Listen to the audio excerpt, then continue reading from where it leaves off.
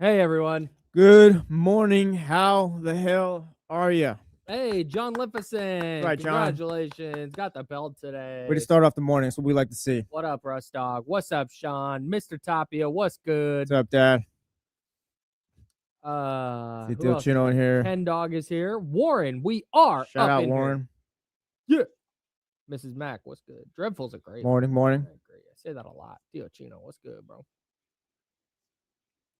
Sean in here. Zabo. Ken Dog. Yeah, what's up, Zabo?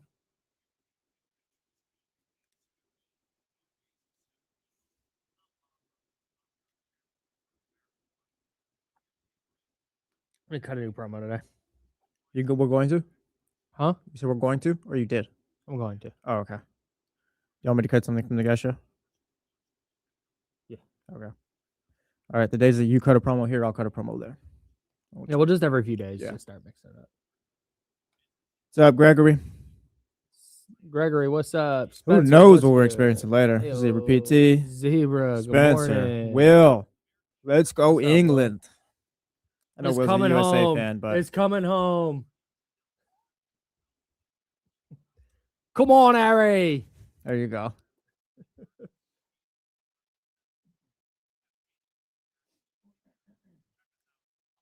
It takes me an hour and 30 minutes ish to get to work, and I listen to Hey Jude the entire way. Oh yeah, you're locked in. Just on repeat. I really hope Mix they in get some it. Wonderwall. I really hope they get it done today. Andy from Alt. I'm just letting you know that I know that the promo's playing, and then we're gonna have the ID, so don't worry. Andy from Alt 94.7 yesterday, as I was walking by his office, he goes, tomorrow all your rejoins have to be Wonderwall and Hey Jude. I'm like, nah, it doesn't. Not doing that, Andy. No. No idea. It's the opposite of English. Here we go.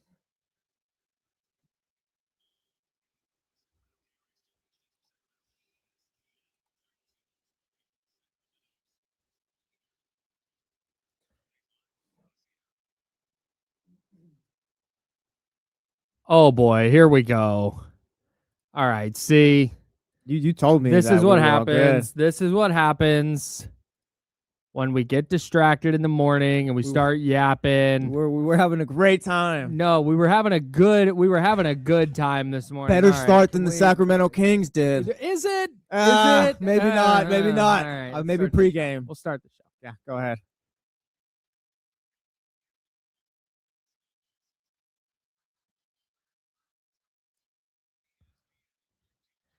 Hey, good morning. Good morning. Oh my God. Oh my God. Make good a morning, play, everybody. kid. Good Come on. I just said we were better than the Kings, and now we're not.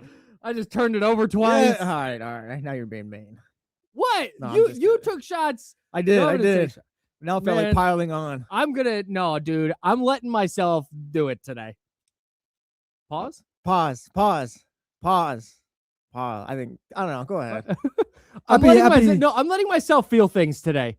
I'm tired. No, I'm tired Go of ahead. coming in here Yes. after summer league games and going like, no, everything's good. No, not too high, not too low. I am not good. No. That sucked yesterday. No, it did. No doubt. That was awful. And I'm going to react to what I know today. Mm-hmm.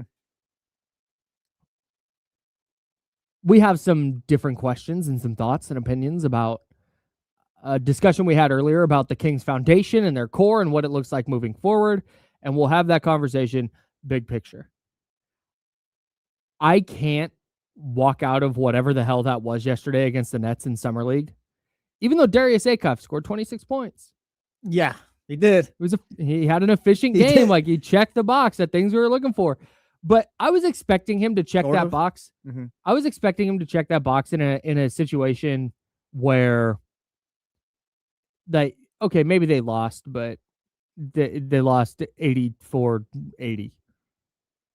Not in a situation where they lost 115 to 83. They gave up 115 points in a summer league game and scored 83. They lost by 32 points. Felt like a larger deficit than what it actually was. Right. Like they had that huge run in the second quarter. Something Like like a that. 7-0 run, Probably. 10-0 run, and cut it to like 22. And that's the thing. Like you mentioned, Darius Acuff checked the box, and 9 of 18 from the field, 2 of 6 from 3. There is some context to that. 5 okay? assists, 5 turnovers. Yes, and it's not the 5 turnovers, but it's the fact that we were talking about yesterday during D'Lo and KC because the game started at 3, so we are doing a little watch along. That was great. Yes. I had a blast. Me and Dave, we're kind of on the same side here, the same page, whatever you want to call it. Casey, I think, was more indifferent about it, but Darius Acuff first half was not good at all. I don't think it was terrible. I thought it was a bad first half. He came out in the second half, had 16 points, I believe it was 6 of 11 from the field, was better than Michael Brown in the third quarter. Fourth quarter, he had a layup, scored 2 points, and then was out after that. Yeah, he was 9 of 18, 26 points. That was also kind of the bit yesterday. We were hoping he was going to get his shots up, so at least when we got to the box score, which is this morning, I guess, it's like, oh yeah, Darius Acuff finished the game 9 of 18. And that's not like I'm not like a grand indictment take or anything like that, but the numbers look fine, but the game itself just was not great. We know Darius Acuff can score in garbage time of a meaningless game. No, don't do that. Don't do that. That's He's not done it, dude. That's not the take. Where's the statue going? All right, now that's not. Now you're being sarcastic. That's not the take. No, it's just you'd hope the game comes to him a little bit sooner than the second half, and he made which it will at some point. But again, open layups yesterday. Hell yeah. Well, knocking down the ones that you weren't in the first half. Again, he wasn't good yesterday, but I'm not gonna he wasn't good. I'm not gonna. It's not. Not anything about him, but this is not. I just hope he figures it out sooner. Being mostly goofy about Darius Acuff. My question is some of the layups he hit yesterday. Yeah. And Kenny talked about it during the watch party. Some of the shots that he was consistently hitting at Arkansas, he hasn't been hitting in summer league because he's adjusting to the NBA size and speed. And is he? Because this is summer league. This is largely guys who are either not going to be on NBA rosters, or they'll be two-way players, or they're also coming out of college. The red flag that goes up for me, and again, this is just a question that I'm going to need to have answered before I jump out the window with Darius Acuff. The question I need to have answered is, can he consistently hit those shots that he hit in college? Because he hit a lot of tough shots in college. Can he consistently do that in the NBA? And I don't think that's a crazy question to have. And it's not something that I can just write off as like, oh, it's summer league, it doesn't matter. It's like, no, if he's just not hitting shots that if he's getting to spots that he was getting to in college and not hitting the shots because the size and length of the NBA are bothering him, that's a problem, man. Is it a problem yet? He's got to get used to that. He's still a young kid. You got to get used to that. Again, it is summer league that has to get made, and it's a question that needs to be answered. It is, but I don't know. Maybe I'm just stuck on the word problem, and we can move past that. But again, it's summer league, but also these guys are all going to be pro at some point.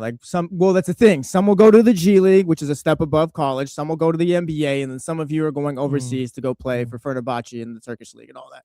Go play in the Euro League. It's still Nothing a step wrong with up. That. That's good money. Yes, no, that's not the point. Yeah, I'm knocking the guys. It's more. It's still professional basketball players. Whereas, hey, this guy's gonna go be an accountant potentially at some point next year. It's a step up. So I give him. I do buy into he's still got to let the game come to him and get used to it. But you can ask the question whether or not the size and length is gonna affect him in the NBA. I'm not even asking the question because to me, I hate I'm just asking questions person. No, you're not. You're making a statement with that. I'm not just asking questions about whether Darius Acuff can do this. I literally just need to see it on a consistent basis. Yeah. He had a couple of open threes yesterday. Awesome. I have no doubt that Darius Acuff can stand out there and knock down an open three. He had some nice off-ball movement to get open for one of those threes. That's awesome. You love to see that. That's a thumbs up. But when it comes to getting in the lane and finishing over an NBA defender, that's something that I still have to see. Yes, the 9 of 18 yesterday, like I said, 2 thumbs up. You check that box. I just needed to see that you can put the ball in the hoop like that. Yeah. But that doesn't alleviate all of the questions I have about him going into the regular season. Yeah, no, yesterday's game should not alleviate anything. Like I said, I think it was more bad than good. Like I said, the box score can say what it does, but and I think you and I are on the same page here. Remind me, I want to talk about something with international basketball, but we're on the same page here that the reason we're talking about Darius Acuff is because all of this season is about Darius Acuff. He is the thing that matters the most for the Sacramento Kings this year. Yep. He wasn't the worst. He wasn't. He was. He had a bad first half. He picked himself up in the third quarter. I'm honing in on Darius Acuff's performance because I care very much about it. Yeah. If we're starting to list the players who were bad yesterday, Yeah, go ahead and things that explain that were one, bad yes. yesterday, you want to start with Max right now? We can start with the second We could year. start with Nick Clifford. That's the thing. We can start with the second-year players if you want. We could gas up Emmanuel Sharp. That's more fun. 6 of 11 from 3 yesterday. Mm-hmm. Is the reason the Kings didn't lose that game by freaking 50? Yes. Honestly, yes. Yes. The Emmanuel Sharp is the reason why they didn't lose by 50. There was points where it's like, oh, they're down by 26. And it's so funny because, like, I'm watching it. Oh, they're down by 20. It's just because Emmanuel Sharp made a few good plays. Yeah. He just has an impact every time he's out there. But, I mean, you decide where you want to go here. They had okay, now we're going to zoom out away from the Darius Acuff thing because Darius Acuff's going to continue to play. He's going to have his ups. He's going to have his downs. There's still things I need to see before I'm like, oh my God, they really got one. I think those shots will fall at some point, but yes, the efficiency has not been great. We'll see if they're there. He was 9 of 18 yesterday. Check that box. You like to see it. Zooming out. The Kings had 28 turnovers yesterday. It was, I hate using the term lazy because these dudes are pros and they're out there. Nah, go ahead. No, it was lazy. It was a lazy first half. It was. I felt like Acuff trying to get into the sets with Ray, no pass, even just the simplest of passes right next to him. Like, it was just lazy. You're fumbling the ball. The Nets are able to steal it and all that. Like, it was just very lazy and lackadaisical in that first half yesterday. Nick Clifford, who we will have a much bigger conversation about, did this against Washington too, multiple times, where he has the ball on the wing and they just go to reset that basic pass back up to the point to reset the offense, where he just stands there for a second and then kind of looks, telegraphs the pass, and then throws a lazy pass that gets picked off and goes the other way for an open layup. Like, brother, you're in year intent. 2. Yes. You're in year 2. You're the guy who's supposed to be setting the example here. These weren't turnovers born out of, oh man, they asked him, like when Keon Ellis, when they said, hey, Keon, you're going to run the point. Keon, we want you to have the ball in your hands. This wasn't turnovers based on, oh, he was just making bad reads and he's still learning. Like, these were effort things. Pure, and Dylan Cardwell said it after the game. Emmanuel Sharp both said it after the game. They both used the word soft. Yeah. They came out soft. And that's what that is. That mindset of, you just got smoked by the Wizards. And I said after the Kings lost to the Wizards, I said, this is a great opportunity, actually. I'm going to throw on my purple glasses. This is a chance for Darius Acuff and Emmanuel Sharp. We'll see how they react. And they both, the two rookies reacted fine to a blowout loss. I thought they reacted fine. I was expecting Max Reynaud and Nick Clifford and Dylan Cardwell. I was expecting those guys to come out and be awesome. I was expecting the best version of those players after losing by 20 points the other night to Washington. And then they come out and they lose the first quarter by 20 and they lose the game by 32. Max Reynaud ripping his jersey, I think, in the second quarter. He ripped his jersey in the second quarter. He had 7 turnovers. He turned the ball over 7 times. He shot 2 3-pointers. Yeah, not great. Not what I was looking for. And airballed one of them badly. The first one was not great. I sent out a little tweet of encouragement, like, Max, get those threes up, even if you airball them, and you got one more up after that. It was as bad, I think, as it could be for Max Reynaud and Nick Clifford specifically. And it was bad enough that while we can sit here and go, oh, it's just summer league, yeah, who cares? I care about this a little bit. Yeah. The second year guys, I can deal with Acuff not playing well in the first half, 100%. The third quarter, because again, there's still plenty more ball. Like, he just got here. He's 19 years old. Like, he just got here. Same with the other rookies and two-way guys, whatever. The second year players, the expectation, and we'll talk about, I guess, expectations a little bit later on because it'll tie with something we got coming up. But the expectation for the second year guys is that you guys already played summer league once. You have a full NBA season under your belt. This is kind of the year, the summer for you to just show that, yeah, I'm a little, not in a bad way, but I'm kind of too good for this. There's a level here, and like there's a good baseline here, and like you're always just hitting that and going above. Whereas yesterday they kind of look like I don't say they look like rookies, but they were being outplayed by the guys the Nets had. They didn't look like second year players. They look like guys who, again, maybe our fault because of expectations, but just guys who need a lot of work still. And that's why it bothers me so much. If Max Reynaud and Nick Clifford didn't really have roles last year, same thing with Dylan Cardwell, though I'm less concerned about him. If Max Reynaud and Nick Clifford were two players that we were saying going into this year, yeah, they might be rotating. I don't know. You and I the other day had a conversation about who's on this team in 5 years if they make the playoffs. Mhm. Like, what's the young core of this team? What's the foundation of Maybe this it's on team? the foundation. We named 7 dudes. Maybe got ahead of ourselves, Kyle. We named 7 guys. Mhm. And again, if you're wondering, hey, why are you freaking out about a summer league game? Like, this right here is why. I expect a player like Nate Clifford, a player who I'm very high on, to come out in a summer league game, particularly after he played okay against Washington, but particularly after his team gets blown out, to come out and show everybody, hey, I'm an NBA player here. I'm going to go score 25. I'm going to go be the best player on the court for many stretches of this game, and then I'm going to be done with summer league. I'm going to go make sure that we win this game, that we come out and we set the tone that we need to be setting. And he did the opposite of that. Mhm. And it really makes me, and this goes back to the way he transitioned from summer league to the regular season last year, and a lot of the inconsistency that he had as a player last year going into this year, and largely kind of looking the same to worse in summer league. It's only summer league for sure. That's the common refrain when we talk about a bad thing that happens. It's only summer league. But the other side of that coin is like, yeah, it's only summer league. Why are you, Nate Clifford, scoring 2 points and going 1 for 3 and having 1 assist with 3 turnovers in summer league? It's only summer league. Yeah. I expect a player like Nate Clifford, who I've circled and just said, like, yeah, he's probably going to start at the 2 for the Kings moving forward. I think that's the guy that they've circled and said, hey, this is he's a perfect complement to Darius Acuff as the 2. Keegan Murray ideally is playing the 3. If you have a player like DeAndre Hunter, who FYI is on the Kings, you have a player like DeAndre Hunter who can play the 4, and then you have somebody at the 5, whether it's Max Reynaud, Dylan Cardwell, or otherwise, somebody playing the 5. Jalen Duren. Hey, we can dream. Allegedly. We can dream. No, it was, I was listening to the Zach Lowe podcast, his most recent episode. Yeah. And he more or less like wrote off every Jalen Duren to any other team scenario. But you have somebody playing center.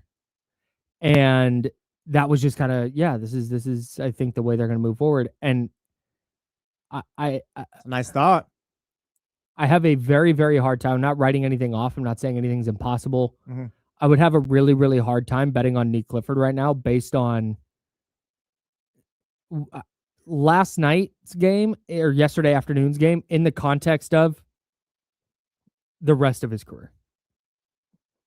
Yeah, we can talk about him potentially being the starting 2 at some point going forward.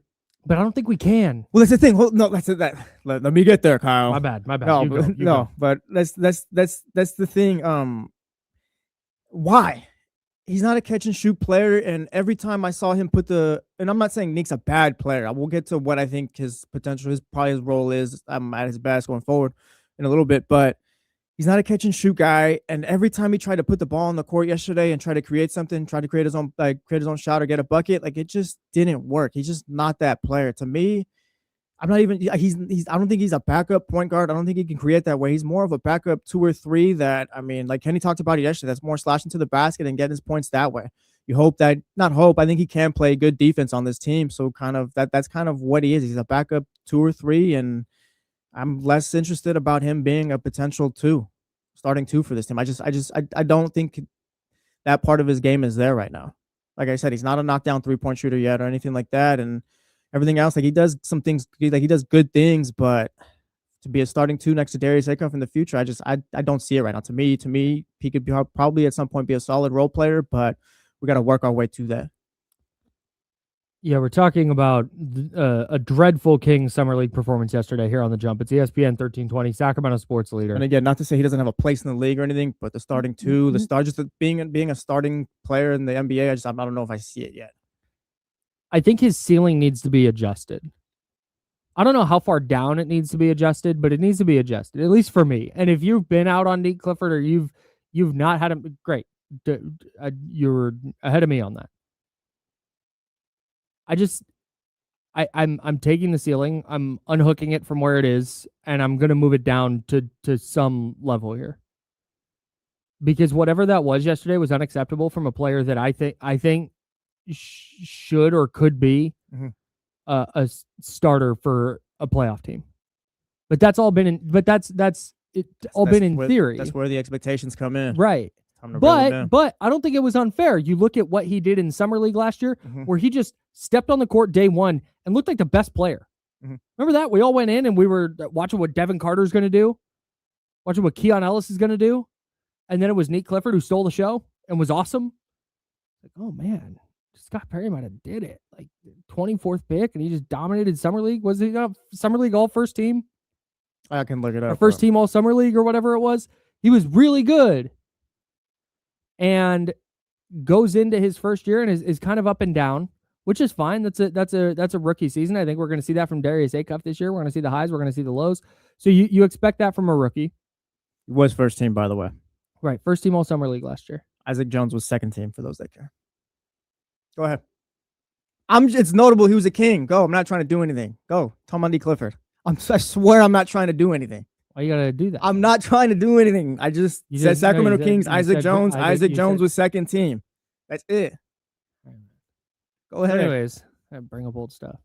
That's not what I'm trying to do, man. It's context. But to that point, he has up and downs in his rookie year, which is fine. That has nothing. I felt so good about Nate Clifford going into Summer League. And then for him to get worse at Summer League, that's a problem for me. And I don't think that what he's being asked to do is dramatically different. He had the ball in his hands a lot last Summer League. He was so good with the ball in his hands last year that I was of the mind that, hey, could he squint? Is that a point guard? Like that's where my brain was at with him. And again, if you were not there, or if you've been on the I don't think he's that good. Great, fine, salute. I was, and after watching whatever the hell that was yesterday, it starts to make everything else look a little bit funny in the light. I don't know if I was ever at that point. Then I think I always saw him at his best. I think he's a really good role player. Casey comped him to potentially Caleb Martin. Caleb Martin was really good for the Miami Heat. Had points in the playoffs and on. Definitely helped out in their couple finals runs. But I think to me, Nate Clifford, I've been throwing this stat line out of the last few days. To me, he's a 10, 4, and 3 guy at his best. I think off the bench. That's kind of where he's helping you. I don't see the 15 to 20 points per game. Yeah, there was points. I think he went for 30 a couple of times last year. Wimby was 30 once and a couple of 20s. But point being, somebody had to do it on the team last year. If it wasn't DeMar or anyone else, it was good stats, bad team.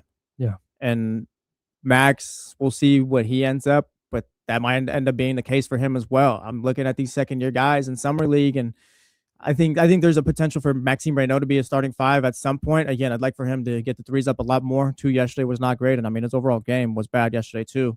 We said he was ripping his jersey in the second quarter. He was clearly frustrated, but I think we do need to assess expectations with these guys that were here last year. And sticking with Nate Clifford real quick. Again, it's not saying he's not an NBA player, but more he's probably just going to end up being a really good role player for this team. And I think that's just about what he is. I don't know. Could he develop into being the starting 2? Potentially. There's a lot of that. I could say that about everyone, but do I see it? No, I don't. I think he does a lot of good things, and that'll kind of be helpful off the bench. But I think that's kind of what it is.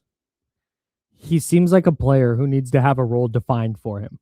That's another thing. I don't know what his role is exactly for the Sacramento Kings. Right. That's my Scott Perry talked about him and Malik potentially being the backup point guards, but is that the best thing for Nate Clifford? Is he can he be a secondary creator? Can he consistently do that? Because I think whoever starts at the 2, while I think you're going to have to be a good versatile defender, I think you also have to be a secondary creator. Because I don't think you can put that on Keegan Murray's shoulders. I don't think you can necessarily put that on DeAndre Hunter's shoulders on a consistent basis. So whoever's playing the 2 needs to be that. And I don't know that Nick can do that. And if he's not doing that, you pointed it out earlier, not really a catch and shoot guy. So what is he doing within the scope of the offense as a starter if he's not creating a ton on his own on a consistent basis? Again, all of this is about consistency. What can you do night in and night out? A good illustration of that is starting in February of last year. Here were Nate Clifford's point totals in February. 6, 14, 16, 30, 10, 6, 5, 8, 12, 15, 13. Yeah, so there was a 30 in there. There was. And then 26, 10, 7, 8, 12. It's about what can you do consistently, and I'm 30 and the 26 are the outliers. There's the 8, 10, the 12 that kind of stick out. The logical part of me says that they had a bad summer league game. Neek didn't play well. This doesn't change anything, but I think the Kings would be insane to look at what has happened over the course of this entire summer with the context of what happened last year and with the context of where Neek Clifford was last summer. I think the Kings would be insane to just fully write this off as that's just summer. Don't worry about it. Because if that's going to be your mindset, then why have anybody play? If your mindset is fully, I'm not taking anything away from this. These guys are just getting on the court and they're just playing basketball. And as long as nobody gets hurt, then great. Then I wouldn't have anybody playing. If that's going to legitimately be your mindset, you have to, for me, you have to be taking something away from this. Yeah, and I think my takeaway is that the second-year guys need a lot more work than maybe, I don't want to say than we thought, but they just need a lot more work, okay? And yes, our expectations went high. Maxime Reynaud, like I said, was all rookie second team last year. But again, the guys that were brought in last year were also the first bits and parts of this rebuild. Sure. So, like, yeah, the moment you see them playing, well, the moment you see that 30 or that 26 from Neek Clifford, it's like, oh, okay, maybe we do have our starting two. You just haven't seen anything else at that point. Now we're starting to see him in year 2 summer league. It's not looking great. It's like, now maybe we need to find that somewhere else. Maybe he isn't what we thought, like you said earlier. And again, I think he can be a good role player on this team. I'm not writing Neek Clifford off the NBA player, just more the idea of him being a starting 2-guard on this team. I just don't know if that's his game going forward. But again, it's just a matter of as much as we liked what we saw last year from the guys and the flashes we saw, they were just flashes. And like I said, it was just good stats, bad team at points. Like maybe it's just not the expectations that we had, and that's our fault. No, it's not. Yes, it is. That's not my fault. Yes, expectations are our fault. I'm not gonna blame me for that. And again, not writing these guys off, but I think we're probably more realistically than not talking about role players right here. No, it is adjusting expectation, and it's easy when the vibes are high to look and go, oh man, what everybody's gonna hit their ceiling as a player. But chances are, if you have 7 young players that you like going forward, I think Keegan Murray's not going to get to whatever his ceiling was after year 1. Yeah, no, if you're expecting to be the top 2 guy on a team now, top 2 second scorer. People were earnestly talking about Kawhi Leonard. Yes. We're not getting there, which is fine. Keegan Murray is an extremely useful starting NBA player. That's fine. Chances are between Max Reynaud, Dylan Cardwell, Neek Clifford, Darius Acuff, who are the other 2? Maxime Reynaud, Darius Acuff, Neek Clifford, Dylan Cardwell, Alex Airbound, Keegan. Airband, I'm just naming young guys right now. I don't know who you're out of those 7 guys, out of those 7 or 8 guys you just named, chances are like maybe one will hit their ceiling, their absolute ceiling as a player. I'm really hoping it's Acuff. Yeah, it has to. Like, yes, it has to be Acuff. If you're picking one, that's it. It absolutely has to be. It 100% has to be him if you get to pick one. But I think that's just kind of, and again, when the vibes are up and we're all excited and everything's great and everything's new and the Kings have just won a bunch of Cal Classic games and Darius Acuff is scoring and he's creating his own shot and he's playing the role that we like him to play and he's being a leader and it's so easy to just get head over heels in love with everything. But back-to-back ugly summer league losses, I think, brings everything back to reality a little bit.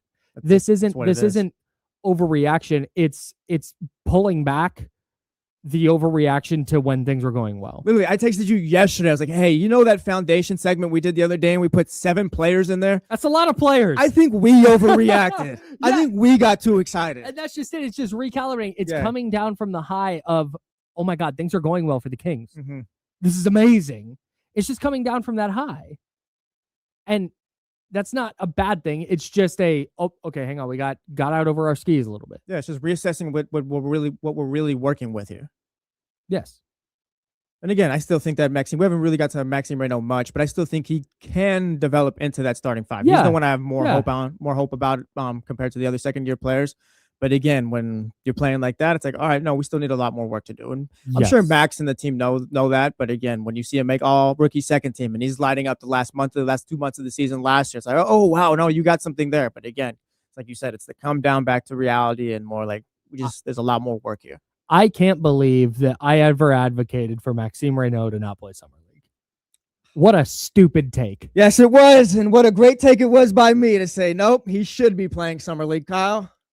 What a dumb take. No, it's all good. 7 turnovers. Again, we were excited. You were excited. 3 points. Ugh. Gross.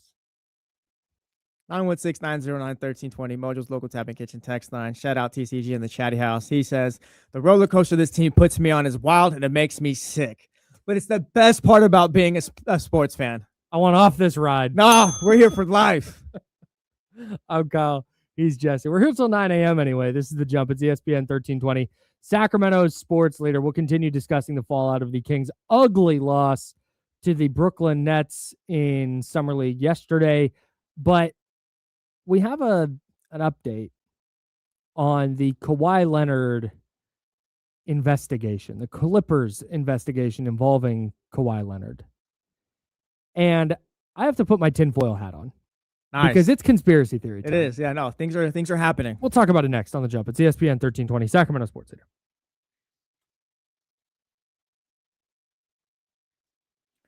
Good morning. Good morning. Good We're morning. clear. Good morning. What's up? How you doing? Hit the thumbs up, please. Hey, how are ya? Yeah, let's go England. I'm definitely rooting for England today. If Messi scores, I'll be happy about that. Just because, like I've said, that's my version of Michael Jordan. I guess it's just amazing. But everyone else, I hope they suck. I'm hoping England win today. I think England have a chance against Spain. Argentina do as well, but like I said, I'm not rooting for them. What's up, Stephen C. Germs?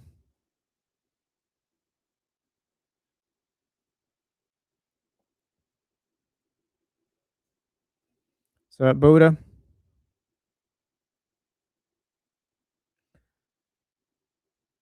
I've had this take, not about soccer, but it kind of reminds me. Harry Kane would probably be more highly regarded as an all-time great if he didn't wear a Tottenham shirt for the majority of his career. And I get it's like trophies and all, but like maybe if he had the same with Arsenal, those other top teams, like I think he'd be more discussed amongst being like an all-time great, not top 5 all-time, top 10, but just more at his position. And maybe he is, and I just don't see it enough. But I feel like he's what he is. He's I don't want to call him underrated, but he should be talked about more.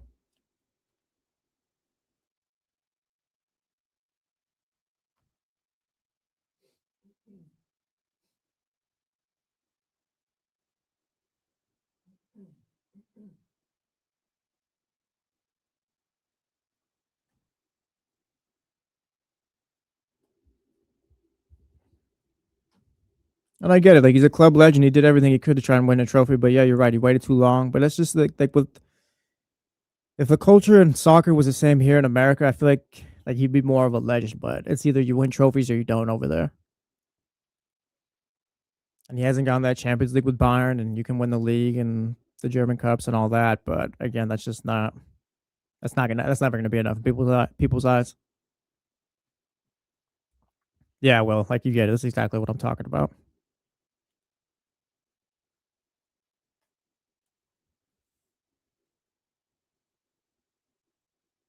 It's a good route to go, Stephen C. Watching league is always tough if you're not like a true like soccer, not diehard, but just like I guess just always tapped in because there's always so many matches. It goes like you got to wake up at 7. Champions League is always if you want to still stay into it and watch the top teams. Champions League is a good way to go.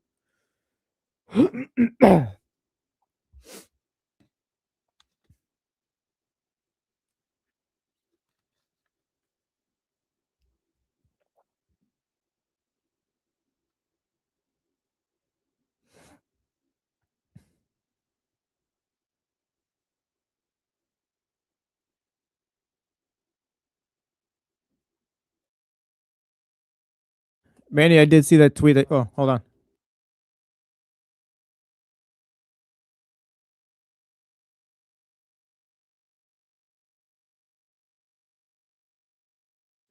No, yeah, Manny, I saw that tweet with the prediction. Usually that stuff, I don't know. Usually that stuff seems to happen on Twitter, but I hope they're wrong.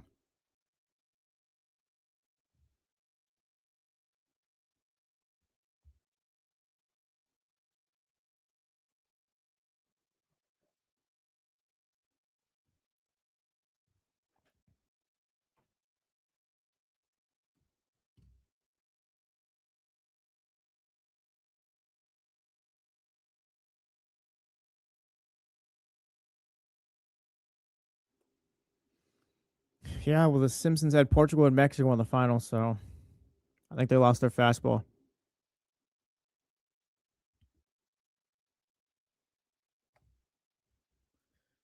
Yeah, well, that's exactly that too. The start times are reasonable. Yeah, charismatic. He'll be good at Chelsea, I think. Real Madrid, that's too tough of a job. There's too many egos to handle there. Only certain managers I think can handle that job. The Mourinho's, Ancelotti's, Zidane, of course, like all those guys. I mean, before Mourinho got there, I feel like they were cycling through managers too. The first time.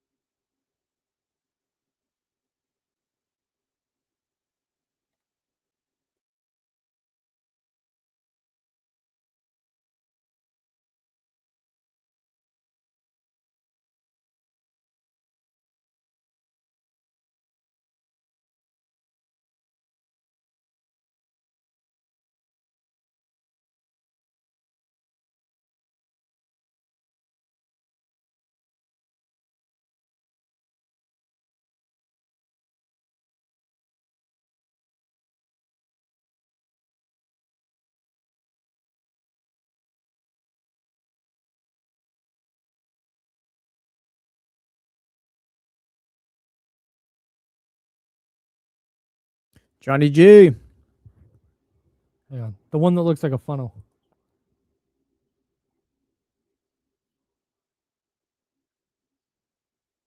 Oh, dude, here you go.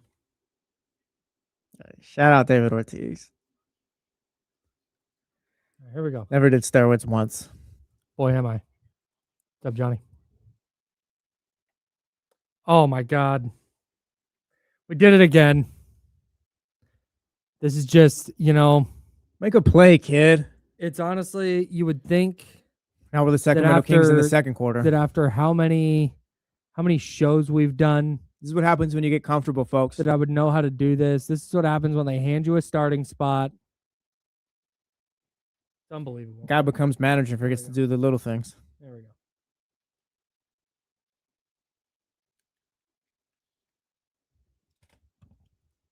Welcome back to The Jump with Kyle Madson and Jesse Tapia. See for how long if Kyle keeps playing this way.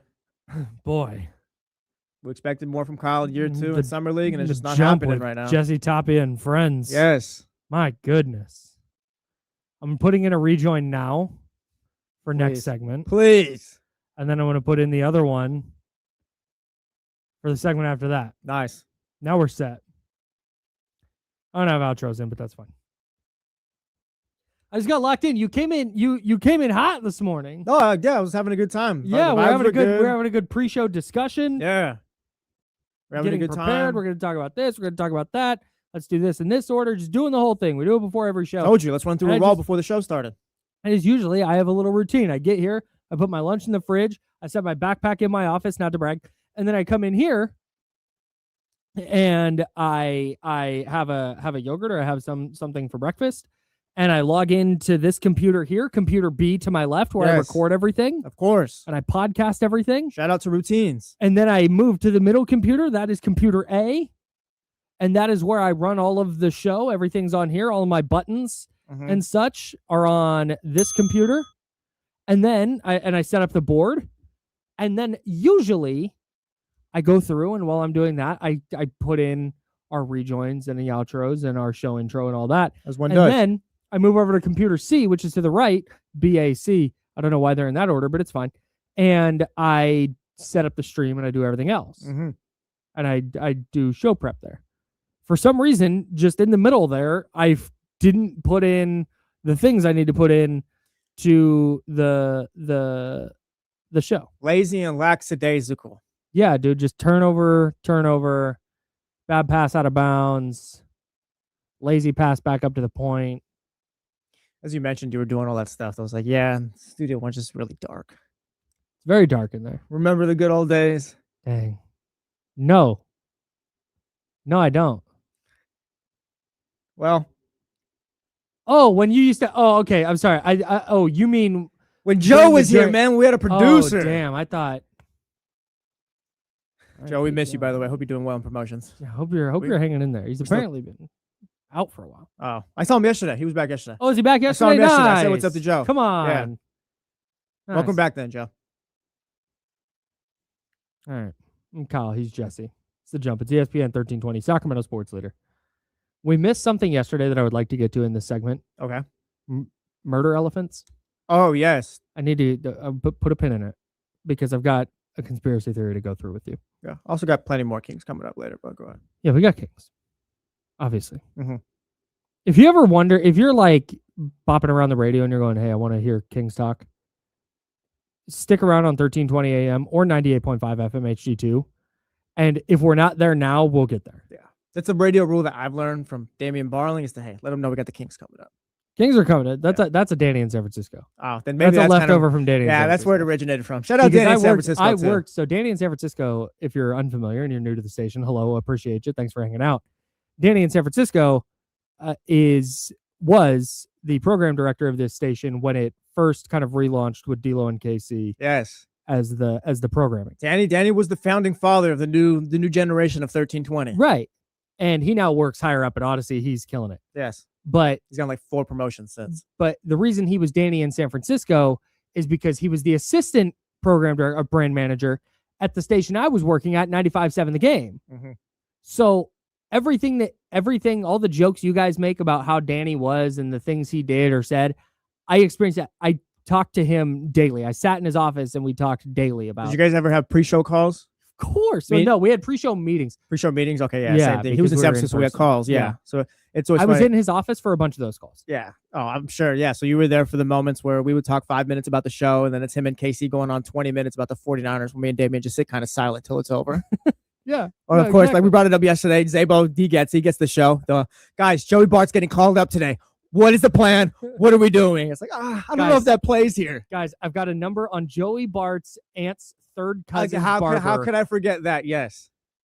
That's how we got Mr. Halliburton, who was a great friend of the show for the first couple years while he was Hell they yeah, were in no, he was Sacramento. good. Yeah, Mr. Halliburton really was good. great. Yeah. Shout out Danny in San Francisco. There's nothing more. So is Danny in San Francisco and then Matt in San Francisco, Yes. who's still a brand manager at 95.7. There's nothing more of those guys than a thing happens. Let's get the parent of the person the thing happened to. He's got to get the connection. He's got to get the Nick. Hey, we got Keegan Murray's second grade teacher on the line right now. Guys, I've got a number. Let's try it. Yeah, this Get is him Lewis. Was he as quiet in second grade as he is now? Oh yeah, no, Keegan was actually really loud. Yeah, something like that. Shout out, Oh, yeah, Danny. man. And the I guys. learned so much about radio from those guys. So salute to Matt and Danny. All right. I have a conspiracy theory Nice. about the NBA. And something about me is I'm not big conspiracy theory guy. I largely believe, without getting into a bigger discussion about the world, I largely believe that most things just kind of happen. Yeah. I think there's some validity to hey, this is a conspiracy and this is how it actually is and this is what they tell you. Like I think some of that's real. But like flat earth, punt it, what's the other really popular one? I don't know. There's a It's lot of flat them. earth. Flat Earth. Is the one. Oh, the moon landing. yeah, moon landing. Yeah. We went to the moon, man. Sorry. Like it's okay. If you want to believe that it was filmed on a soundstage because we didn't have the technology to get video from the moon, I'll buy that. Mhm. But we went to the moon. Like we just sent somebody around the moon. Like why wouldn't? Anyways, Kyle, So I'm not a big conspiracy guy. guy. Yes. Not a conspiracy guy. Sorry. I'm glad we know that about you now. I didn't want to. I have so many thoughts on this. It's so hard for me to. I want you to know I'm swerving No, right all right, now. let's go to the I Clippers. need to stay Or in the Clippers lane. Okay, No, we go we're to the staying in the Clippers. Clippers lane. We're staying in the Clippers lane. I'm always good to go this way if you want. I don't know where this is going to take us, but I'm always No, down. because the conversation that I would have about this Mhm. is, I think, way too real for Okay. some people. Like I'm the guy who's like, hey, I think this is the right thing to do, but if you want to go this way, we can go this way. No, I Let's- don't let's want to go go to- this way. All I right, don't let's want to go go to this the way. Clippers then. Let's go to the Clippers. Kawhi Leonard. I don't need to talk about you lunatics over there. All right, All Kawhi right, Leonard. all right. Kawhi Leonard. Okay, we're back. We're on the road. Yeah, Kawhi Leonard. Just brief exit, but now I'm back. I'm just dropping keywords right now so it just doesn't go off again. The Athletic Yes. had another report-ish. There's no reports coming out about the Kawhi Leonard investigation. The investigation that the NBA is currently conducting into the Clippers and Kawhi Leonard, and whether there was salary cap circumvention by the Clippers by way of phony endorsement deals, basically, for Kawhi. And Aspiration, this company that has now gone bankrupt, and the founder of the company is in jail for 14 years for defrauding a bunch of people with this company. It's a whole big thing. The Athletic dropped a note yesterday, though, a report that there's another endorsement of Kawhi's that's being investigated by the league. Yes, I saw that. That was the most notable thing that popped up in my eyes yesterday reading that stuff. And that is really interesting to me. And so I logged that. There's another endorsement that they're looking into because they have Pablo Torre, right? Who's done all the podcasts about this, who broke this story. He has access to things by way of whatever people will give him. Whatever people will talk to him. The NBA, their law firm that they typically use, Wachtel Lippman, I think it's called. They have the ability to require things of teams and to force people and places to hand over information that a journalist like Pablo Torre can't. And the fact that it's now coming out that oh yeah, hey, they've found something else. They found another thing that looks worthy of investigating. I think that's notable. And not necessarily notable whether there was impropriety with Kawhi and the Clippers. I think it's very obvious that there was. What I'm wondering, though, is whether that is connected to what Adam Silver said in his press conference yesterday. And what is that for the class? Adam Silver said, quote, talking about the investigation, "This needs to be wrapped up before the beginning of next season." And I think part of that is there's a Clippers-Raptors seismic trade that's on hold that would send Kawhi Leonard to the Raptors because the Raptors know that if there's any punishment for Kawhi, he'll have to deal with that punishment while on the Raptors. Yeah. If his contract is suddenly void, because again, remember, he's being traded. If his contract is suddenly void and he becomes a free agent, all of a sudden the Raptors have to deal with that. If he gets suspended for any amount of time, the Raptors have to deal with that. So that move is on hold. And with it, other potential moves. The Clippers would have cap flexibility if they make this trade and could theoretically go sign somebody, but they're not going to do that right now in case the trade falls through, right? So there's a bunch of stuff on hold. So I think that's part of why Adam Silver's we need to get this wrapped up before the summer ends. But here's where my conspiracy theory comes All right, let's cook. I think Adam Silver is way less concerned about the Raptors and the Clippers transactions. I think his concern is that there's going to be a bunch of stuff that turns up that brings to light a lot of things that have just kind of been unspoken in the NBA. That's kind of where my first thought went when I read that they were investing another sponsorship deal for Kawhi Leonard. It wasn't oh, well, that's kind of hard. That's kind of shady. It's more oh, there's a lot more to this than maybe we thought, and this is why it's taking so long. Yes. Not about the transactions. I could care less about the Raptors and Clippers, more how far down, like you said, does this go? And if they start going down this rabbit hole of, hey, there's 3 or 4 endorsements here where he got paid a ton of money to not do anything, because that's the big thing. That's the big deal. People will talk about Malik Monk, right? Well, the Kings signed Malik Monk to this contract. They introduced him to the Pizza Guys people, and is that no, because he's doing endorsements. He's the pizza guy. Commercials forever etched into my brain. Right. The Kings didn't say, I stayed for the pizza. The Kings didn't say, hey, Pizza Guys, we'll give you money that you can give to Malik, and Malik, you don't have to do anything. Don't worry about it. That's not that. He's doing an endorsement for them. And had Kawhi Leonard done anything for Aspiration, this wouldn't be a thing. It would be a little bit weird that Aspiration was paying him more than they were paying Bad Bunny and Brad Pitt and Robert Downey Jr. and a bunch of other celebrities combined. But had Kawhi ever done anything for Aspiration, this would be way less of a story, because it would just look oh wow, it wouldn't look like you would be able to say, oh, they just dramatically overpaid for this endorsement. but there's all this money going from the Clippers to aspiration, Mhm. and there's all this timing about when the money went to there and when aspiration then paid Kawhi. Like, it looks very, very sketchy in that way. And I would not be shocked if this is a thing that's been going on in the NBA forever, and Pablo Torre just uncovered it and brought it to light. I'm sure, like, these guys are. This is all allegedly, by the way. Allegedly. Shout out to journalism class. I have a conspiracy theory Yes. tinfoil hat This on. is all allegedly, but like these guys are all like business, like billionaire businessmen. Allegedly. Well, yeah, that's not alleged. I don't think that's No, I know, real. it Yeah, is. that's real. But like Steve Ballmer, like I don't doubt that they circumvented the salary cap by getting Kawhi some more dollars on the side with some shady, nothing sponsorship deal with aspiration. No show sponsorship. Yeah, deal no for show this. sponsorship deal.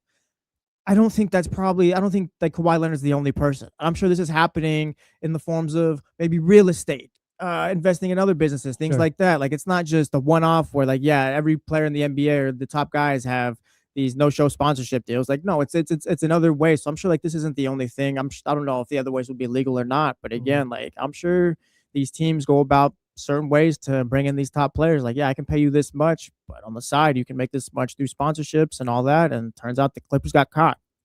Yes. And I think that the fact that they did all this digging into the aspiration thing and went, well, this other thing seems kind of weird. Mhm. I kind of wonder if Adam Silver has been known that this kind of stuff goes on, and it's just an unspoken thing around the league, and they're going to force the league to speak it. And at that point, if you have this salary cap that everybody is trying to navigate, and it turns out that on the side, hey, you know what? The salary cap actually doesn't matter. It's just about what teams can offer guys in these side deals. Who's the savviest businessman? Right. And it's not, and again, I'm not talking about Peter Gruber, the other owner of the it's Joe Lacob and Peter Gruber who own the Warriors. Peter Gruber, who's big in like Hollywood, saying, yeah, Kevin Durant, would love for you to sign here. Great to meet you. I would like you to meet my friends from Universal. They would like to talk to you about a business deal, and that has nothing to do with us. And he goes off and does that. Like that, I'm sure. Vivek Ranadive says, yeah, hey, free agent X, I would like to introduce you to my friends at Nike, and I'm walking away now. And then that becomes an endorsement, and that player gets in it. That's I think that happens all the time, and I think that's perfectly legal. Like, you can introduce people, and whether that person wants to endorse that product or whether that product wants that player to endorse them and they work out some kind of deal, great. Like, that's no. It's the, hey, we're going to send you money to send to this player for this endorsement, but the player doesn't want to do anything, but that's fine. We're just going to send you. You just say you're paying him, and we'll send you the money to pay him. We'll send you the check. It's the A to B to C. It's the middle team man. to company to player. Right. That's the issue here. And I'm just kind of wondering if Adam Silver is saying this needs to be wrapped up before the season starts, because he's not like, hey, we need to get this done. We got to focus on basketball. It's not that. Nobody was worried about the aspiration investigation during the season. I think he's a little bit worried that the quiet part is going to be said out loud. If I'm Steve Ballmer, yeah, like maybe I did this the wrong way, but I'm telling if everyone else is kind of going about it a different way. And that's the other part of this. They let LeBron invest in so-and-so's business. That's how he was back in Cleveland or whatever. And again, this is all alleged hypothetical, but we're just using instance here. Like, yeah, I'm sure this is happening in other ways around the league. And I'm Steve Ballmer. I'm telling on all of you guys now. You're going to punish me? I'm the one who's going to get in trouble now? No. That's the other part of this. When this all started, again, conspiracy theory. I am conspiracy theorizing. This might, again, reality might just be that Adam Silver is like, yeah, dudes, we gotta get this done. Like, let's wrap this up. But was there a conversation at some point asking questions between Adam Silver and Steve Ballmer where Adam Silver said, hey, don't worry about it. Like, it's gonna be fine. I know everybody else does this. Like, we're going to do this investigation. We will get a little slap on the wrist and we'll move forward. And then they started uncovering all this other stuff. And now Ballmer is saying that. Like, all right, man, this all comes out.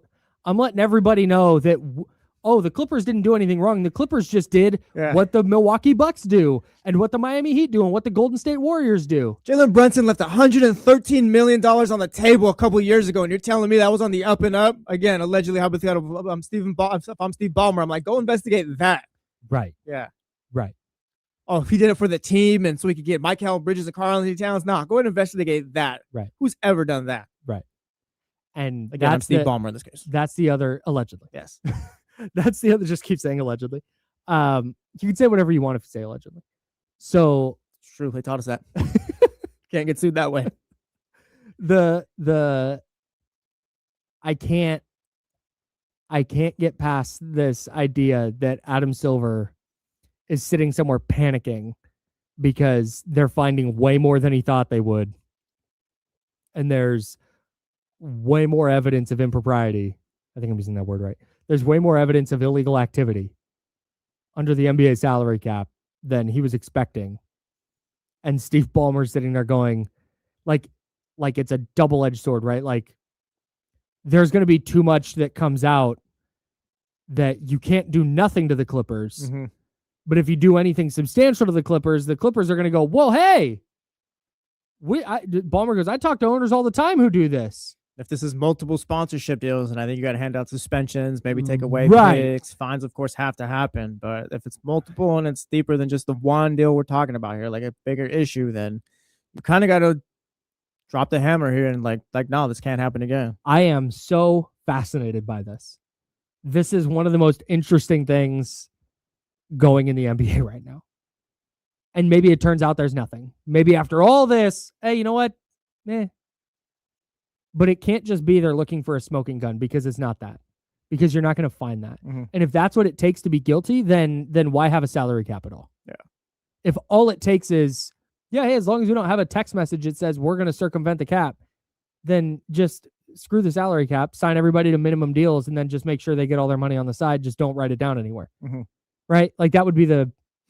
LeBron James is now making $200 million in endorsements this season. If you think when LeBron James signs his minimum deal somewhere or his mid-level exception somewhere, if you think there's not a little bit of sauce on the side, he's not recouping that max money somewhere with some business, allegedly, hypothetically. Yes. I don't know, man.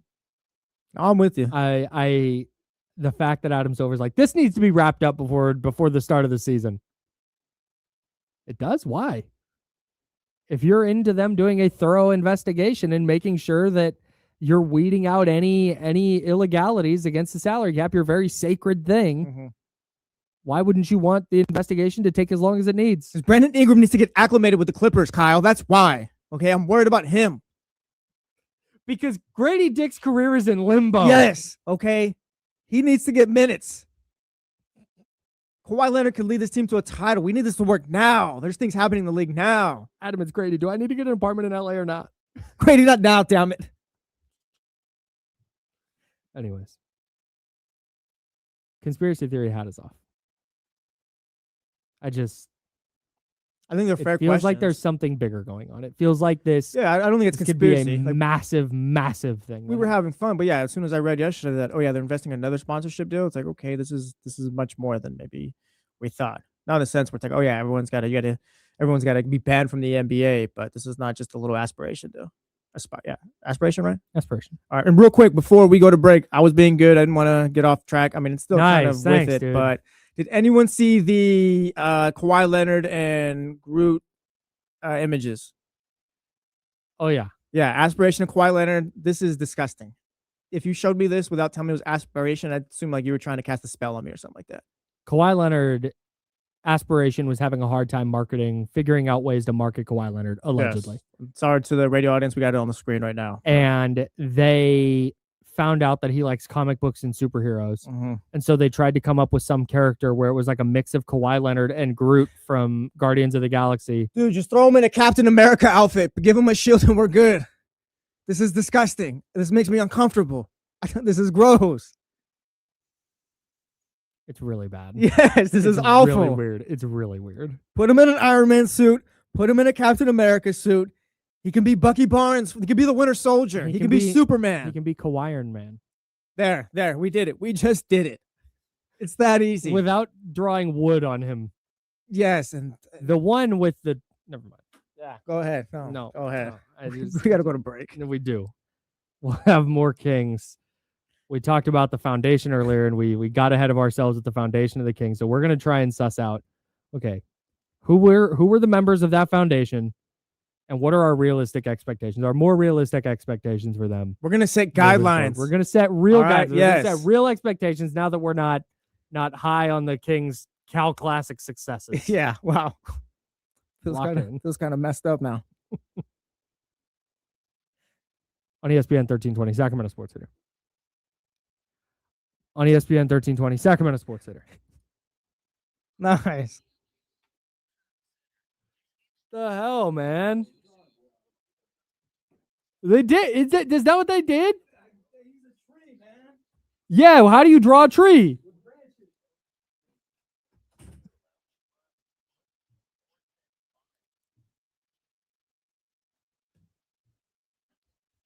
Hang on, guys.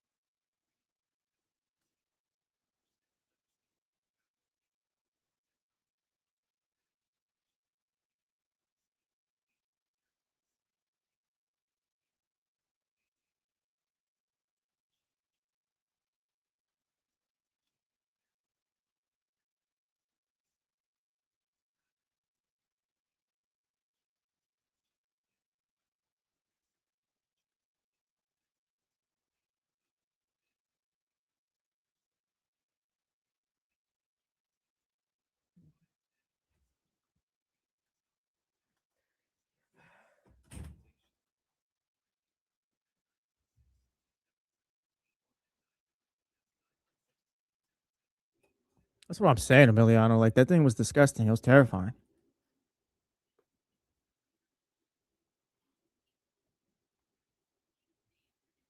Do you have those pictures still? Of Kawhi? Yeah. Yeah, I can pull it up.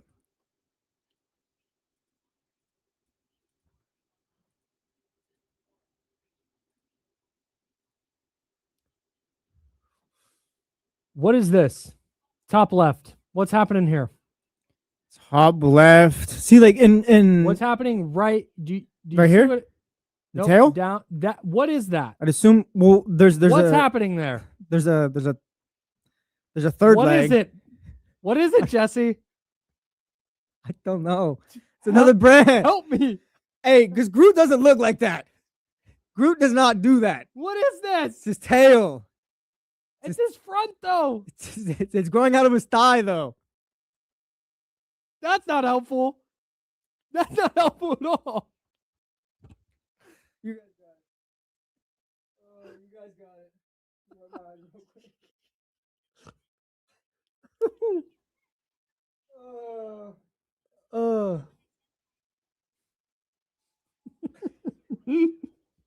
John Bull, relax. Aspire indeed. Good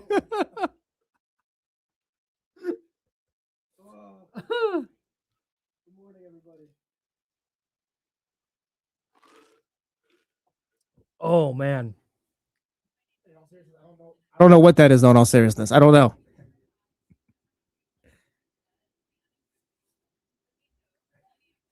Oh, that was a good laugh. That's so intense. They said, "Oh, you like superheroes? We like trees." Yeah. What about the tree superheroes? I said, just put the guy in a Captain America suit.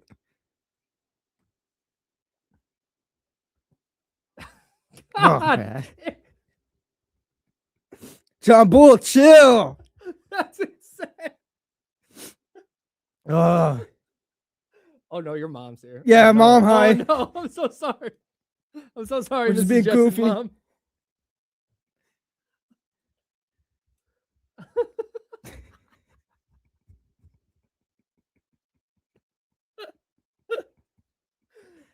oh man. I just saw Bill right now. So I was like, oh, everything's going great. We're having a great show. Can you imagine he just tunes into the YouTube stream right now? Bill's our boss, by the way. I tuned in today for a minute. More dick talk than I was expecting. Here we go.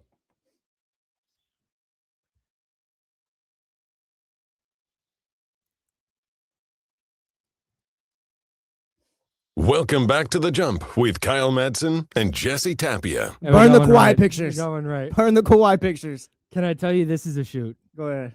I'm in a if you missed it at the break at youtube.com/ESPN 1320, we were talking about the Kawhi Leonard Groot pictures that came out yesterday. They were like concept photos Yes. for how Aspiration, the company that the Clippers used to funnel money to Kawhi Leonard to circumvent the salary cap, allegedly, they made pictures of Kawhi as a mix of Kawhi and Groot from Guardians of the Galaxy. I think I said Avengers earlier. I meant Guardians of the Galaxy. He fought with the Avengers at some point. And so we were laughing about these photos and making some jokes at the break. Yeah. If you would like to go to YouTube and watch. As we were coming back, I got a message from the fantasy league that I'm in. I'm in a dynasty fantasy league with a guy I used to work with and a bunch of friends of his that kind of live around the country. So this dynasty league has been going on a long time anyways. The guy's last name is D. Groot. All right. That's easy money. That's crazy. Yeah, no, that's your Halloween costume every year. That's your kid's Halloween costume. You got to have all the figures and stuff. Like, you're Groot. D.E. Groot. Yeah. That's crazy. Shout out Groot. Given the nature of what we were discussing. Wild coincidence. Anyways, I'm Kyle. That's Jesse. It's The Jump. It's ESPN 1320. Sacramento sports leader. I would like to get to murder bears later. Okay. Yes. I need to know what's going on. Or murder elephants. I mean, murder elephants. Murder elephants, yes. Because you guys talked about it on D-Lo and KC, and I missed it. It got brought up yesterday, and I still don't know what we're talking about. Don't worry. I'll explain. I feel like in the same way that, hey, don't eat these vegetables or fruits right now because you might get a parasite that causes intense bowel discomfort. Buddy, I walked past the salads yesterday. Did not pick one up. We just bought 2 bag salads from the store on Sunday.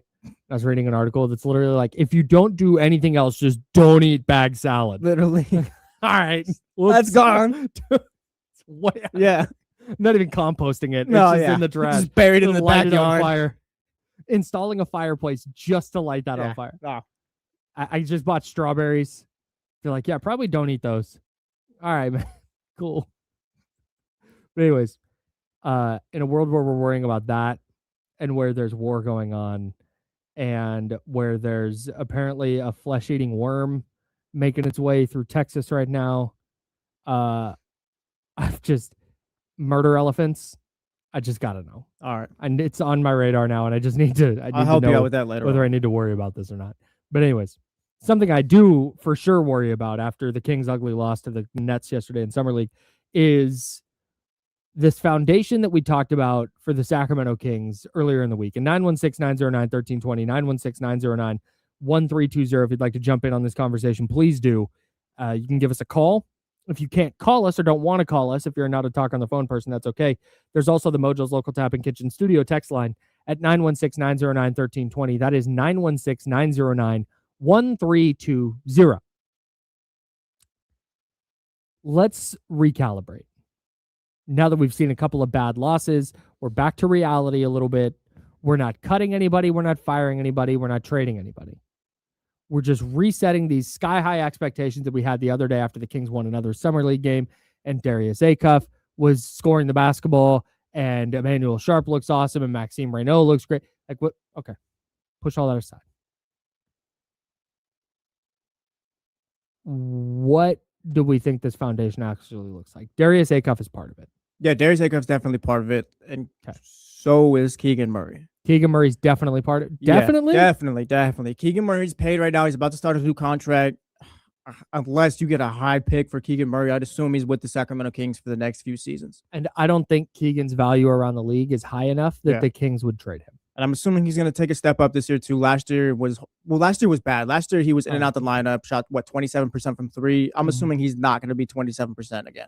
I don't think he'll be 40 from like he was his rookie year, but I guess like we've talked about, can he get to 35, 37, more 37? Then we can work with that. Guard the opposing team's best player, all that stuff that we love talking about. But yeah, Keegan for me is definitely part of this foundation going forward. I think he's your 3 or 4. I mean, no matter what idea the Kings have for him, he's a starter on this team going forward. Okay. After that, Domantas Sabonis is not. Zach LaVine is not. Nate Clifford. That's kind of the thing. I don't think we need to set parameters for the foundation because it can't just be, oh, this guy has some NBA talent and he's part of the foundation. Foundation is a player to me that when the Kings, like, these are building blocks. When the Kings have some version of their roster for 2026 and then some version of their roster for 2030, they're circling the guys in 2026 and saying, okay, Darius Acuff's going to be our starting point guard in 2030. Yeah. He is part of this. I think they do that with Keegan Murray. Keegan Murray is our starting small forward ideally in 2030. Are they circling Nate Clifford right now? I think you want to, but I don't think you can. I mean, we just talked about it in the first segment. I think Nate Clifford can definitely be a backup 2 or 3 coming off the bench, maybe a 10, 4, and 3 guy, 4 rebounds, 3 assists, 4 assists, 3 rebounds, doesn't matter. But again, like, am I saying like, yes, that guy is part of my foundation?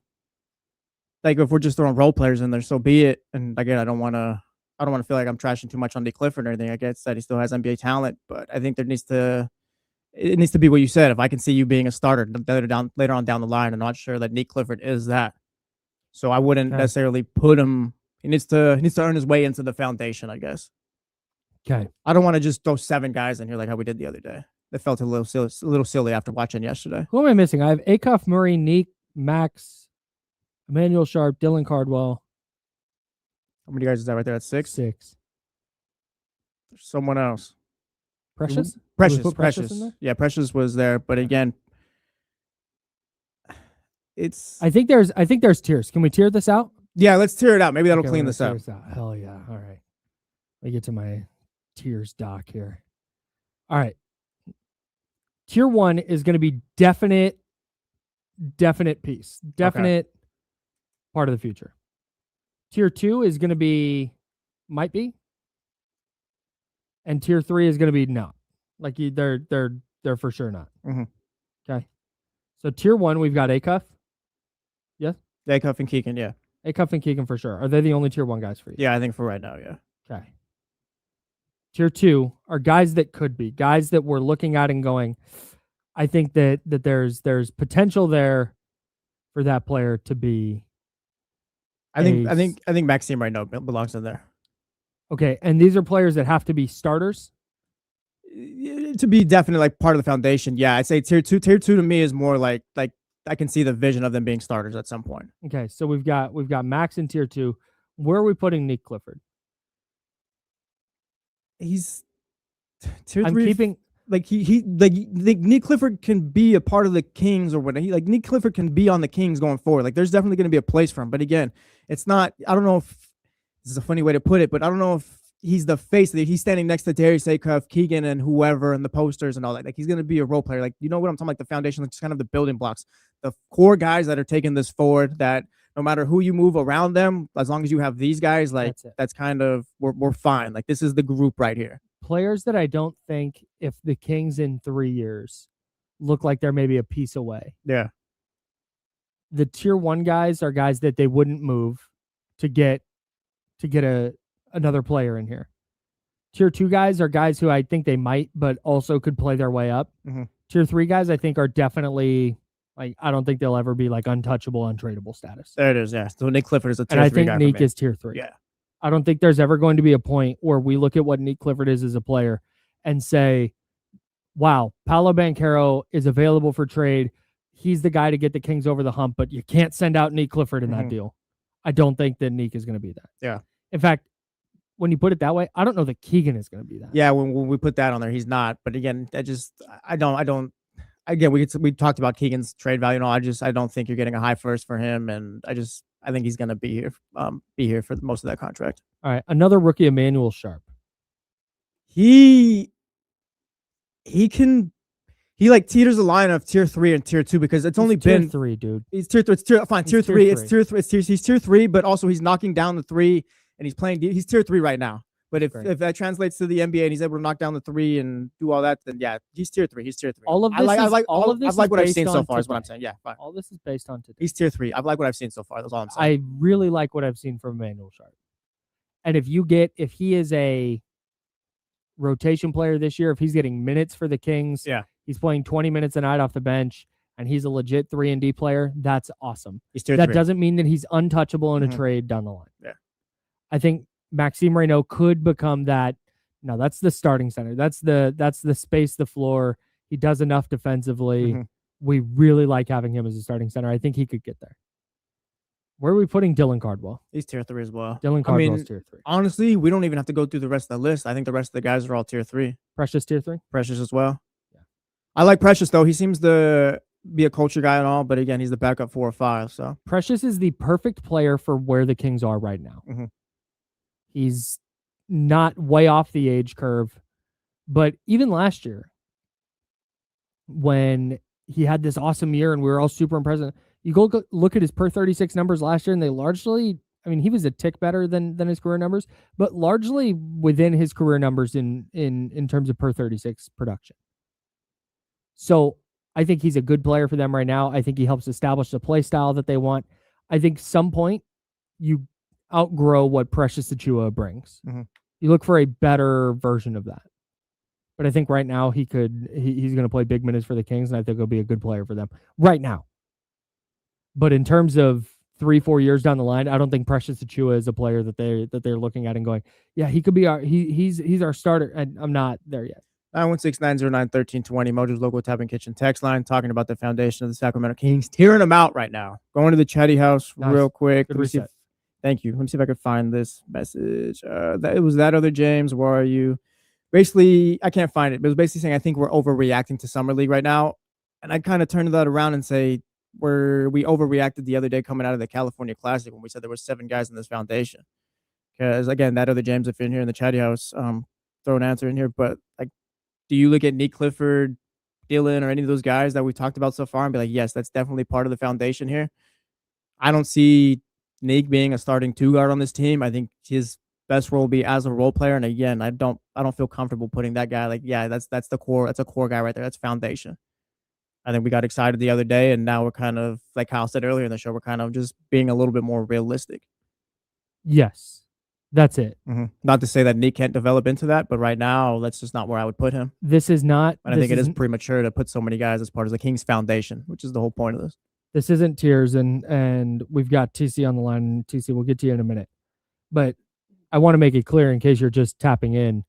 This is a look at right now where it looks like these players are heading in terms of being part of the Kings team in the future and being part of a foundation that they're like, no, that's a foundational player. That's a franchise cornerstone for us. Just to go to this is our Steph Curry, Klay Thompson, Draymond Green. This is our Nick Bosa, Fred Warner, Brock Purdy. Like it's that level. Yeah, that group of guys. Yeah, and I don't. So Acuff is there. I think based on the money he got last offseason, I think you're right. Keegan is there. And Max Reynaud teeters between. He could eventually get there, but he's not yet. And everybody else, I think, is kind of on the outside looking in at that status. That's, again, not a bad thing. But as the Kings improve, I think you start looking at, okay, what does Neek Clifford really provide? Can you get a better version? And maybe he improves a lot. Maybe, and this is all flexible. We can revisit this. We'll talk about it all year. Maybe you get to a point where you go, all right, Dylan Cardwell and the energy he brought and stuff, that was great, but we need a little bit more out of a backup center. Mhm. We need a little bit more offensively out of a backup center. Maybe. I don't know. I don't have a crystal ball. But that's just what this is about. So I think it's realistically, when you look at foundation, we had all 7 of these guys the other day. We were riding high off the We California were riding out. Classic. We were fired up. I think we did that segment maybe after they beat the Clippers in the Keaton Wagler game, I think. Yeah. Yeah. I think I was right. It might have been, was that the first Summer League game? It was the first Vegas one. Yeah, it might have been that. But I think it's realistically 2 right now. And that's okay. Yeah, It's that's just a, more that's a, just- re- that's a good start. Yeah, just mapping this out. I think you need 3. You need 3 guys to be like the 3. Mm-hmm. Because realistically, you can look at Oklahoma City, right? They have so many players who are important on that team. Cason Wallace, Isaiah Hartenstein, AJ Mitchell. You had Alex Caruso. Like all those guys, right, were super important for them. But realistically, it's Chet, it's J-Dub, it's Shai Gilgeous-Alexander. That's the franchise corner. Those are the guys, yes. Everybody else is they're flexible on. You'd like to keep them around. But hey, you know what? If the right trade comes up, if they want too much money, okay, they're replaceable. So I think you need 3. And right now it looks like the Kings have 2. And I could be talked out of. I think the Kings hope they have 2. I could be talked out of Keegan, I think.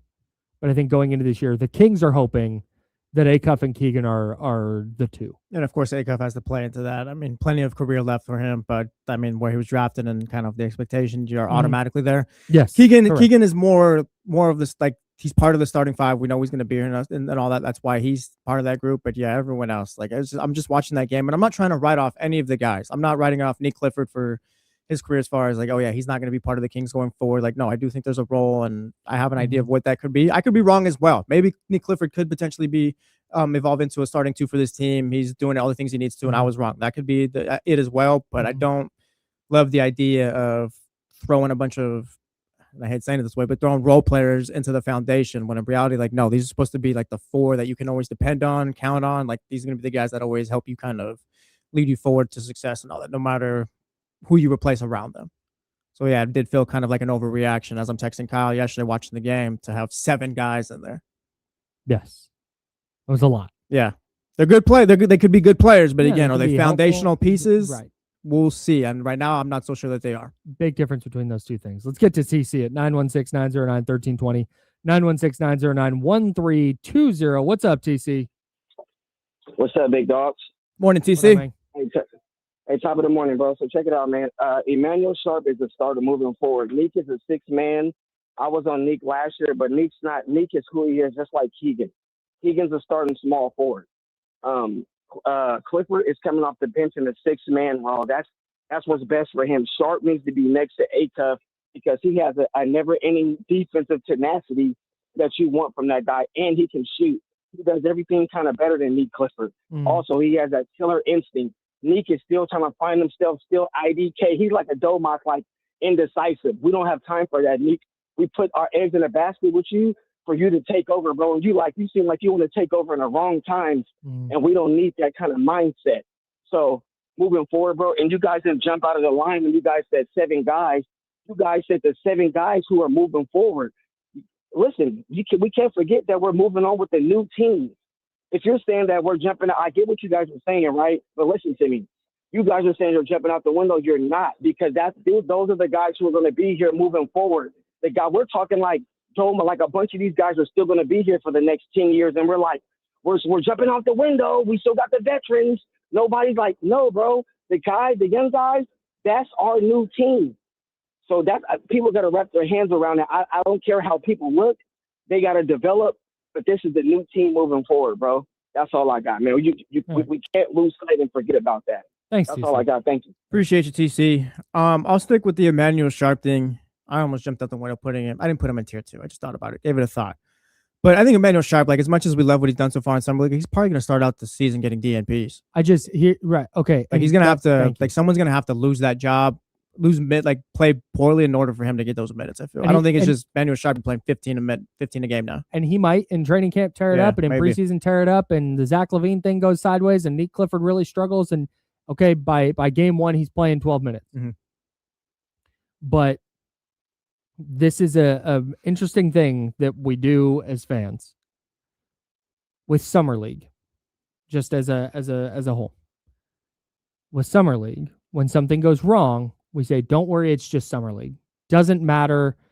Don't care that it's inefficient. The efficiency will get there. Don't care that he turned it over. Don't care that he didn't rebound. Whatever player you're talking about, whatever they didn't do, you say that's just Summer League. Yeah, it's not great, but it doesn't really matter."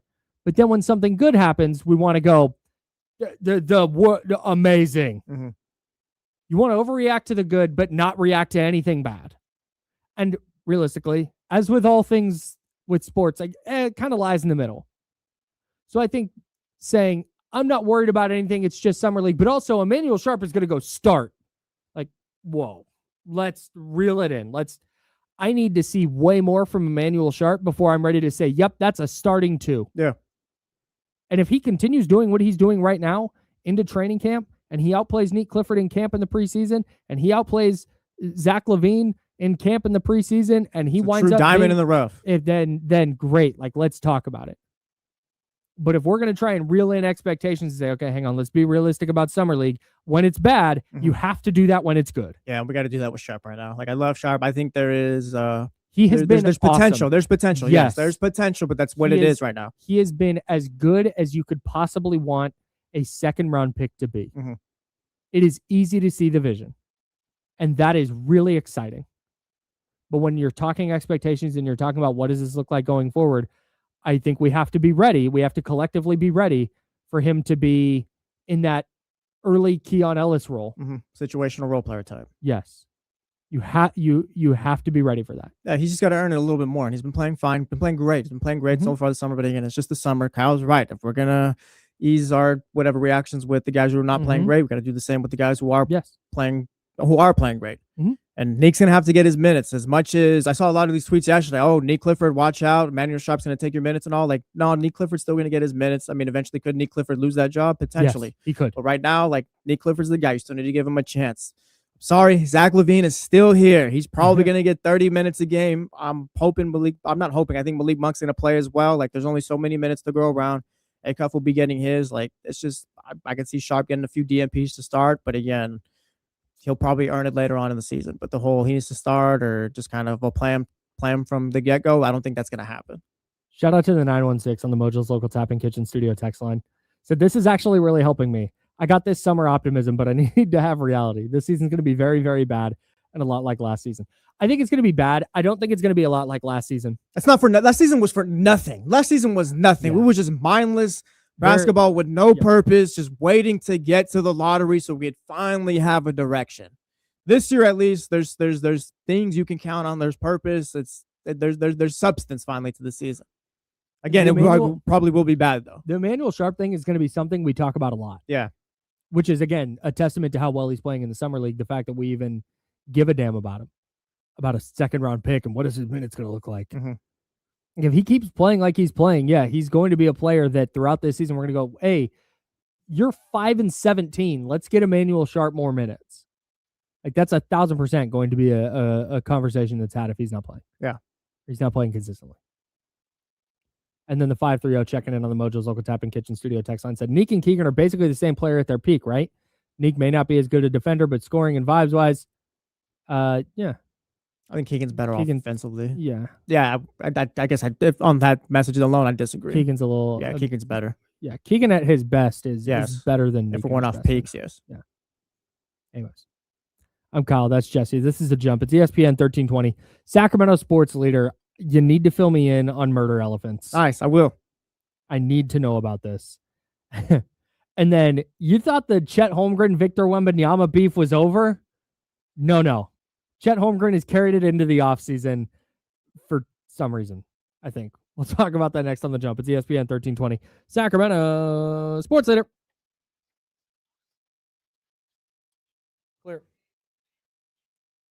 What's up, everybody? Fun show so far. Hit the thumbs up, please. Greg, we haven't seen anything about this yet.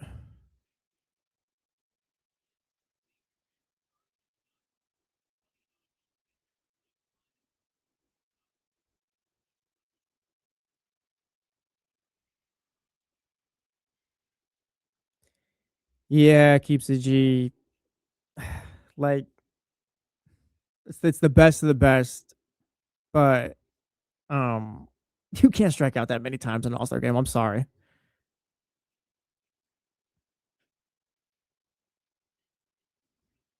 Like, I don't think the kids and the families there want to see the NL team get mowed down. But I also don't know how you combat that. Well, that's the thing. You kind of need the pitchers to throw some meatballs. What's up, Scooter? Good morning. Good morning. You're not late, Scooter. You're here. You're only late if you don't show up. Facts. That anybody will spend any amount of time with us is really cool, and you are appreciated. Yeah. Just get here when you get here. Get here and say hello. Yeah, hit the thumbs up.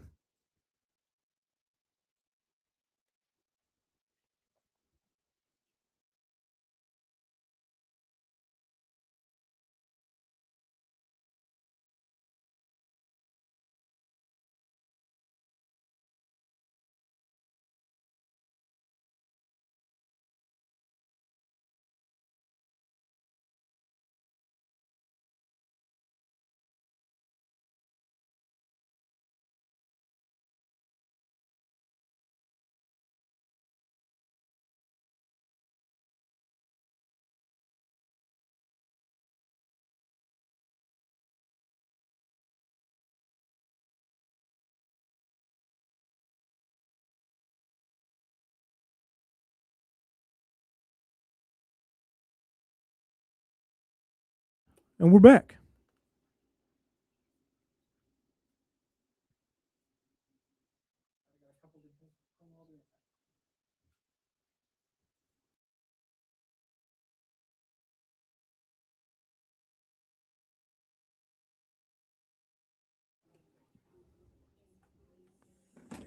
What's going on with you guys? How do you guys feel about the Kings? Are we off in our foundation conversation? Do you guys think there's more there? Maybe a little bit higher on Nick or about the same?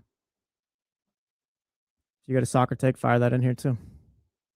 Fire any take in here. I don't care. I'll talk about anything.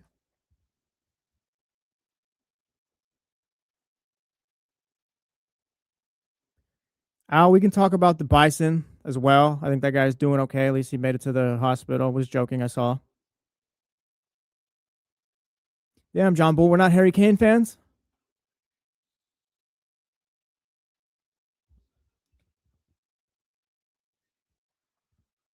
All right, John. That's how you want to do things. I don't know. Maybe we'll get you guys. Give me a 1-1 at least. Let me get the Niners or the Raiders. One of you guys.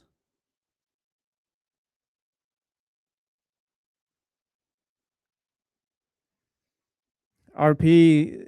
I'm sure they do want to take a look at Kuminga, but again, you can only offer the minimum at this point. I don't think Kuminga's interested in that. And then I saw the other avenue was a sign and trade, but the Kings don't really seem interested in that either from what I was reading. So it's just there's no real avenue right now. No realistic one, I guess. Unless again, he's just gonna take the minimum.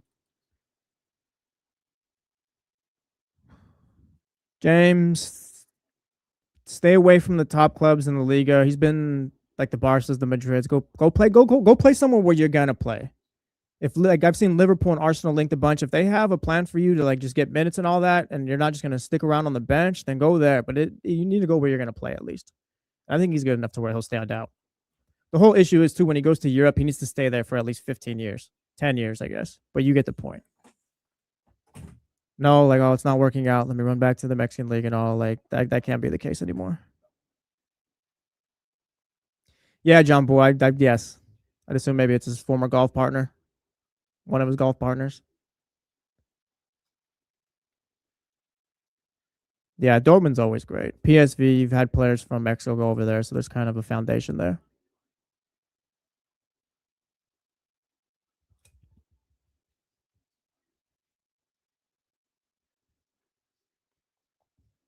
Yeah, he can't go anywhere till he's 18, I believe. Still, I think that's in January or whenever. And what are you doing on Saturday? No plans as of right now. Trying to go to a comedy show? My wife doesn't want to go with me anymore.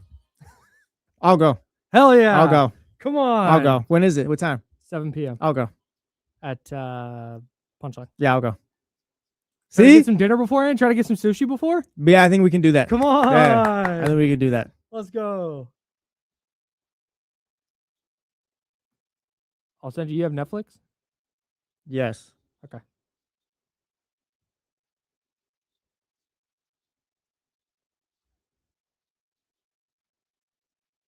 Oh, John Bull, I've been seeing the Bison video, unless this is like an edit.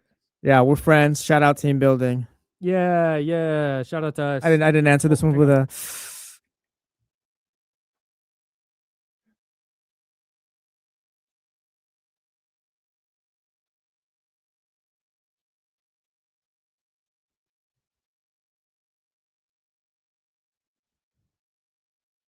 Yikes. Yeah, where's the voice guy at, bro? Come Not a on. good day for me. Make a play. Welcome back to The Jump with Kyle Madson and I'm Jesse just sitting there and Tapia. he's editing the I pod was or whatever. I was Yeah. so excited that we have plans. Yeah, we're going to hang out on Saturday. Yeah. For the first time in Jump history. I'm hanging out with my co-host. Come on. We've hung out at Mojo's before, though. Yeah. We watched soccer together. Yeah. That would be cool. Yeah, it'll be a good Excited. time. Yeah. Shout out to us. Shout out to friends, you know? Yeah. Making friends in adulthood is hard. Yeah. No, I it just is. never All of my wanna friends see- are just decade long now at this point. Like I'm a friendly person, like Mhm. very, very much so. And I enjoy knowing people probably to a fault. Like when we were in England, we went to this bar called The Rose. And we're sitting at this bar and it's late. And who did Spain beat to get to the semifinal? They beat Portugal. The Spain, was yes. that yes, huh? Or was it the quarter? No, Spain, Portugal. Okay. Yeah. Yeah. Spain, Portugal is on the TV. And there's a few people sitting at this it's this really cool bar with the indoor-outdoor seating, and everybody's sitting outdoors and they're watching the game. And game ends, everybody clears out except for these two dudes who are sitting at the table kind of next to us. And they turn around and they start talking to us, and we have a really long conversation with these guys about visiting England from the U.S. and Real quick, they beat Belgium. I was going to bother me. They beat Belgium in the quarterfinals. Portugal. okay, then it was before that. Yeah. Okay. It was the night. Oh no, it was the night that the U.S. lost to Belgium. Got it. Because we went home and then I watched that game in my hotel room. So it was the night so it was Portugal, Spain for sure in the round of 16, I guess.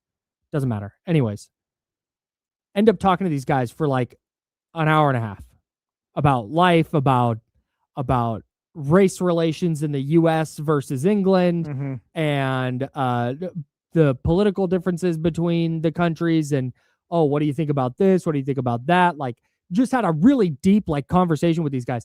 And as we're leaving, my brain doesn't just go, "Wow, what a cool interaction with two good humans." Like, we'll take care now. My brain was like, I would like to see if these guys have Instagram or social media so we can be friends forever now. That's the kind of person I am.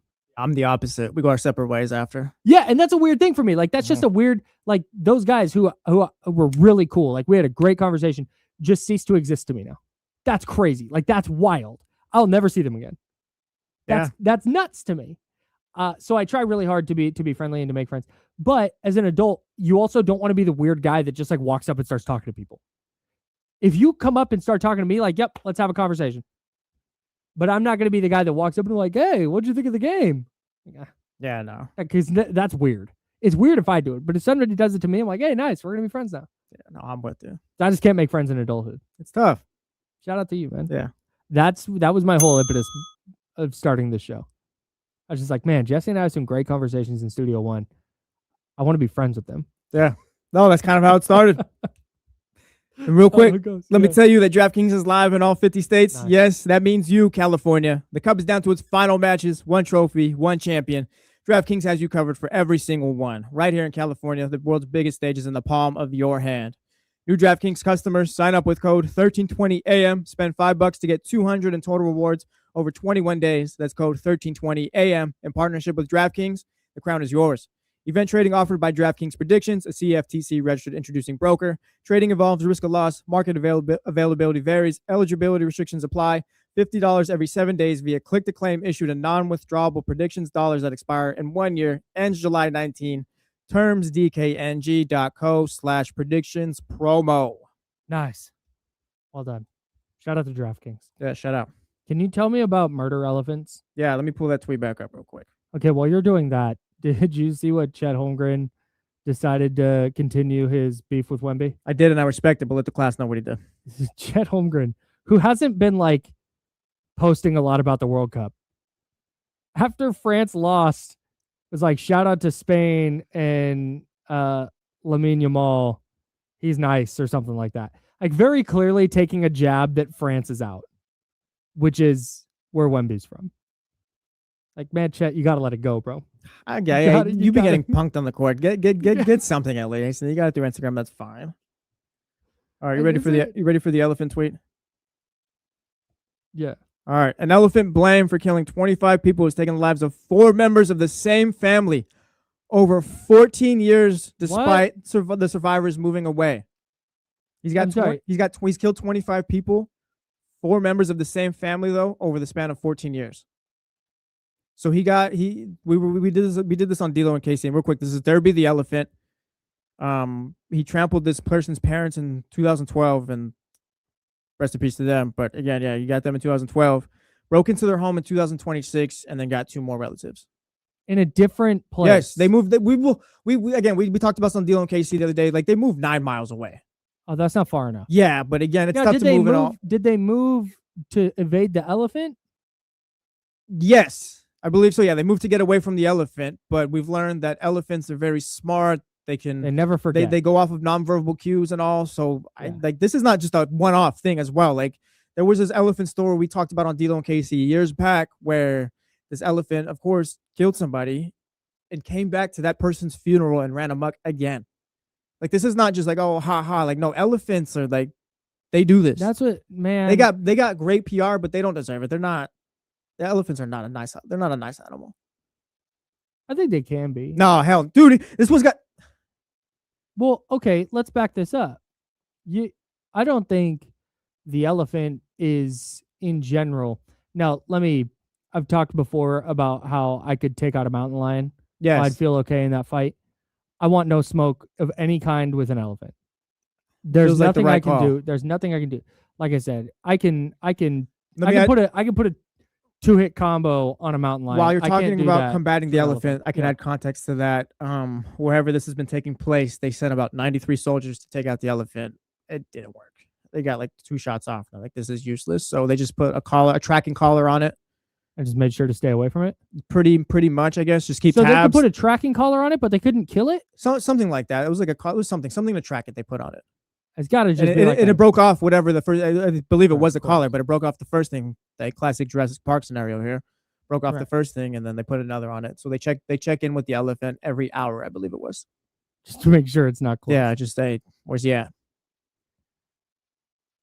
I am team elephant here. I am not. What? That's a. Do you know how much? Do you know how much poaching has happened? Do you know how many elephants have died at the hands of humans unnecessarily? Okay, I get that. There's that aspect of it. Elephants, but like, were these people doing that? The elephant radio show, Elephant SPN, Sacramento, 13 Trunky, is talking about murder people right now. Mm-hmm. They're like, hey, did you hear about the guy that murdered the whole family of elephants?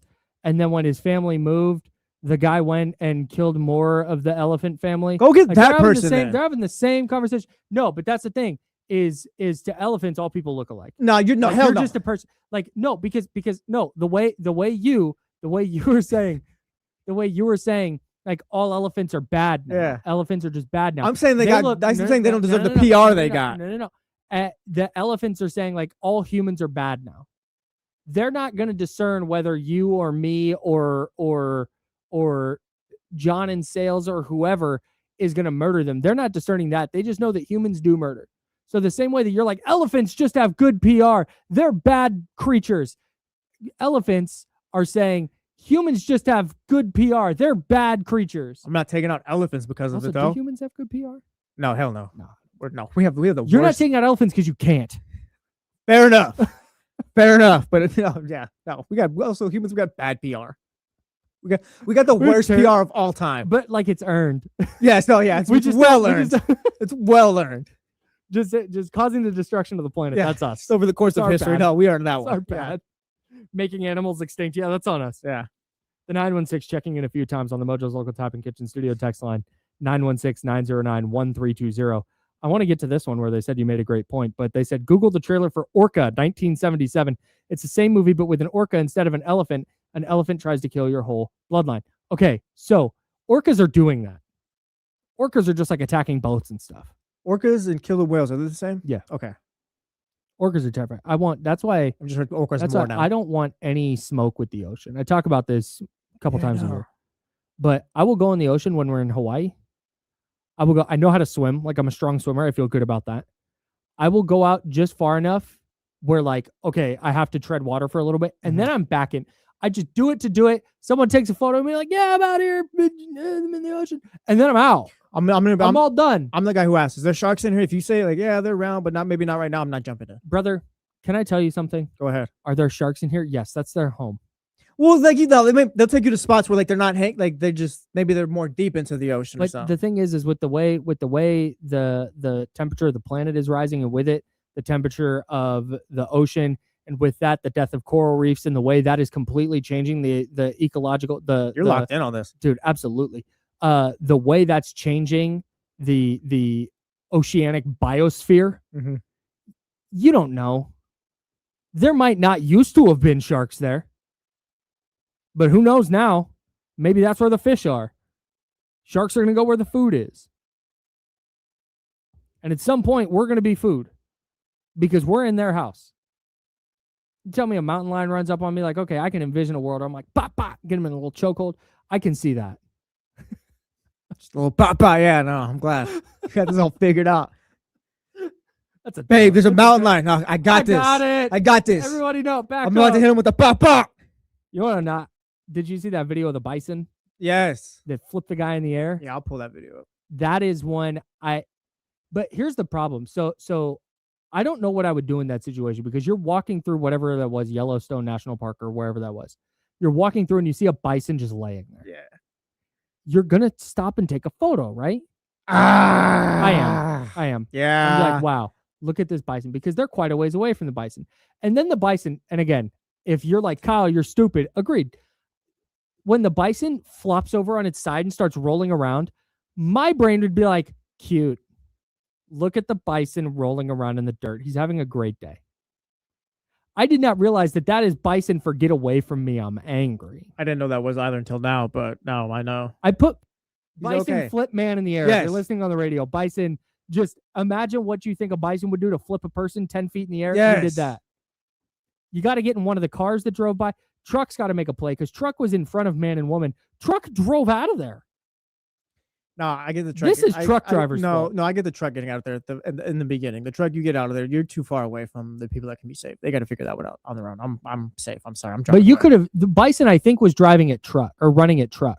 Oh, And then truck maybe. drove away and bison saw people and just was. Okay, maybe. I thought the bison was just locked in on the people. And the whole again, time. let's go back to generational trauma. Why are there no longer bison roaming the plains? Because Human Yep. beings. I get that. Now bison's just locked in. Human bad. Yeah, no, that guy needed to keep Especially moving. that guy who looks like people who probably helped wipe out bison. If I'm in that position, also I'm running like hell, but I'm gonna find your car. I'm sorry, like person, I'm gonna find your car and I'm gonna jump in it. And if the Right, bison you- happens to hit your car, like I'm sorry. Right. As you're running around, you see that, you're like, help. Yes. Stop bison. If that window, And then- I don't even need you to open the door. If that window was down, I am jumping through the window. Yes, absolutely. And you just drive up. Yes. Now, Or in the that bison scenario- hits the car. But again, I got the car, not me. That's better. So man is with woman in that scenario. And this is, again, just to give you some insight into how my brain works. I put myself in their shoes. I say, what if that's me and my wife walking by and we stop and it would make sense? My wife, Dolphins fan, like we're here. That guy, bald, Yeah, of beard, course. we're here. Like that's basically us. Hey, And Quinn Ewers fan, your wife. we stop to take a photo. Yeah. Bison charges us. Do you tell wife, get out, like run that way? Or do you want to keep her close so Bison doesn't run past you and take off for her? This feels like something we should research because, again, you do have to save the wife here in this instance. So. No, you 100%. Yeah, I don't want to send her my- off. I thought that was the right idea. And it's like, oh my Correct. gosh, no, that was the worst possible thing I could have did. Right. This isn't about like, oh, this is how do I best, do I make sure that I just stay between her and Bison while we run around these trees like they did? Or do you say, hey, I'm going to distract him, you get out of here? That's what I'm not sure of. Is Bison just going to chase the thing that moves? Like, if they had stood still, would Bison have run by them? Because I have a hard time being like, yeah, just get big and scare Bison. It says, okay, so I searched, what do I do if I run up on a Bison? And it says, if you run into a Bison unexpectedly, do not run. Back away slowly. They can run up to 35 miles an hour, 3 times faster than you. All right, relax. If the Bison charges quickly, find something to hide behind, like a large tree. Well, they did it. Yeah, and then work Yahoo, a boulder, or a car. So yeah, I'd assume maybe the Bison was locked in on the truck. Once they saw the Bison running, the people were like, okay, no, we got to get out of here because he's just locked in on whatever's moving at this point. Right.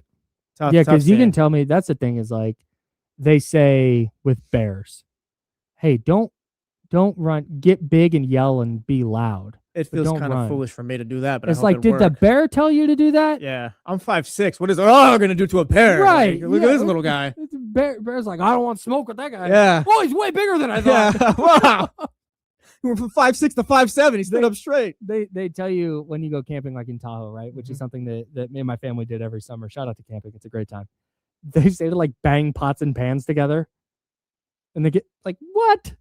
No, I'm running. Are you insane? And they go, well, that's the wrong thing to do. It Like, does I'm feel sorry. kind of- It's instinct. It does feel kind of foolish to run away because, again, that bear's going to catch your ass. Yeah, dude. You can't, it's At not that even like, point, oh, I can get up a tree. Like, so can the bear. You either get big or you got to try to reason with him, I guess. Like, please. gotta try and reason. Like, I don't know. At that point, like, what else? You're not going to outrun it. Just like Caleb Williams, the top Yeah. 5 quarterback. Yeah, like, what do you think? Your thoughts?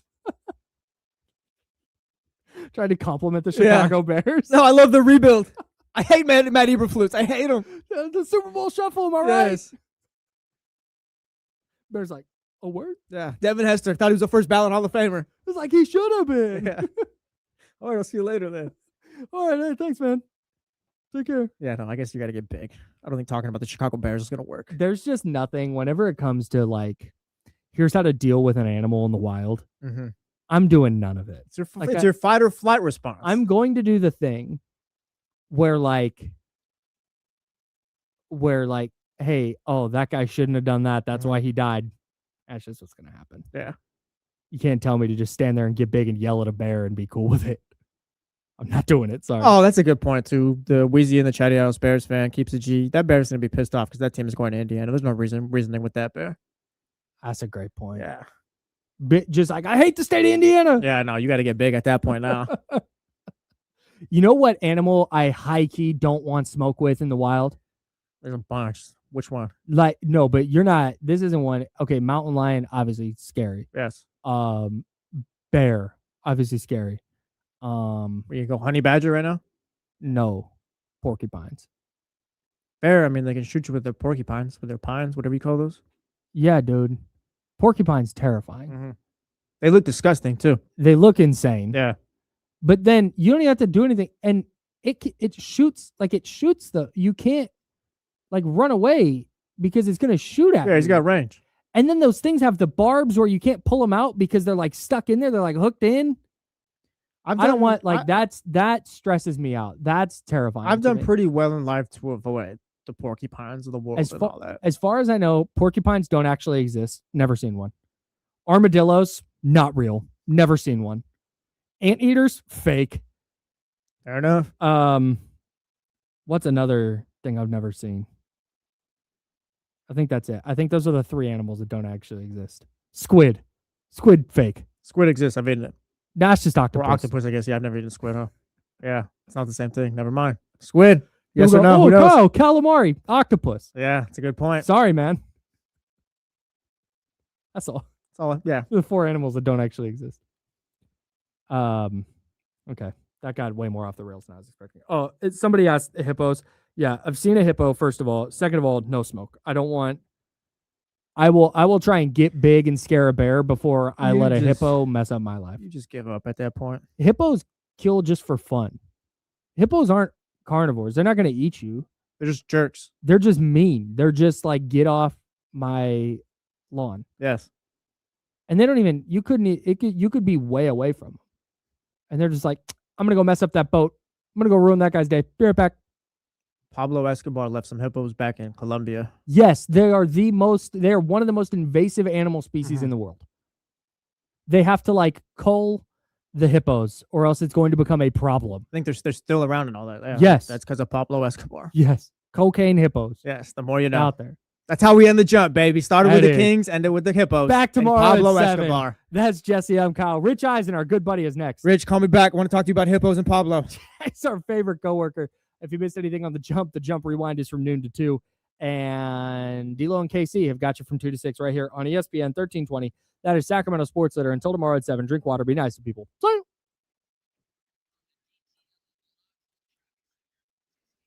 Good shift, everybody. Good shift. Kangaroos, not real. Fake. Not a real animal. Seen enough videos. Yeah. Yeah.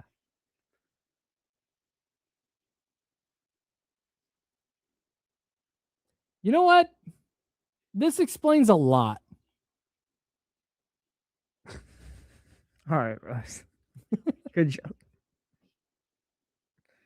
Oh, word? I appreciate you, TC. Later, coach.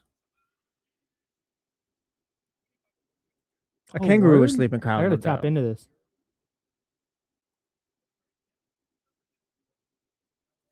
Kangaroo can't kill me because it's not real. Kangaroo, chupacabra, Same. same. Yeah, of course. All right, we'll see you guys Appreciate you, Zebra. later on. Later Yeah, on. go England. Come on, England! All right, guys. Adios. Let it go.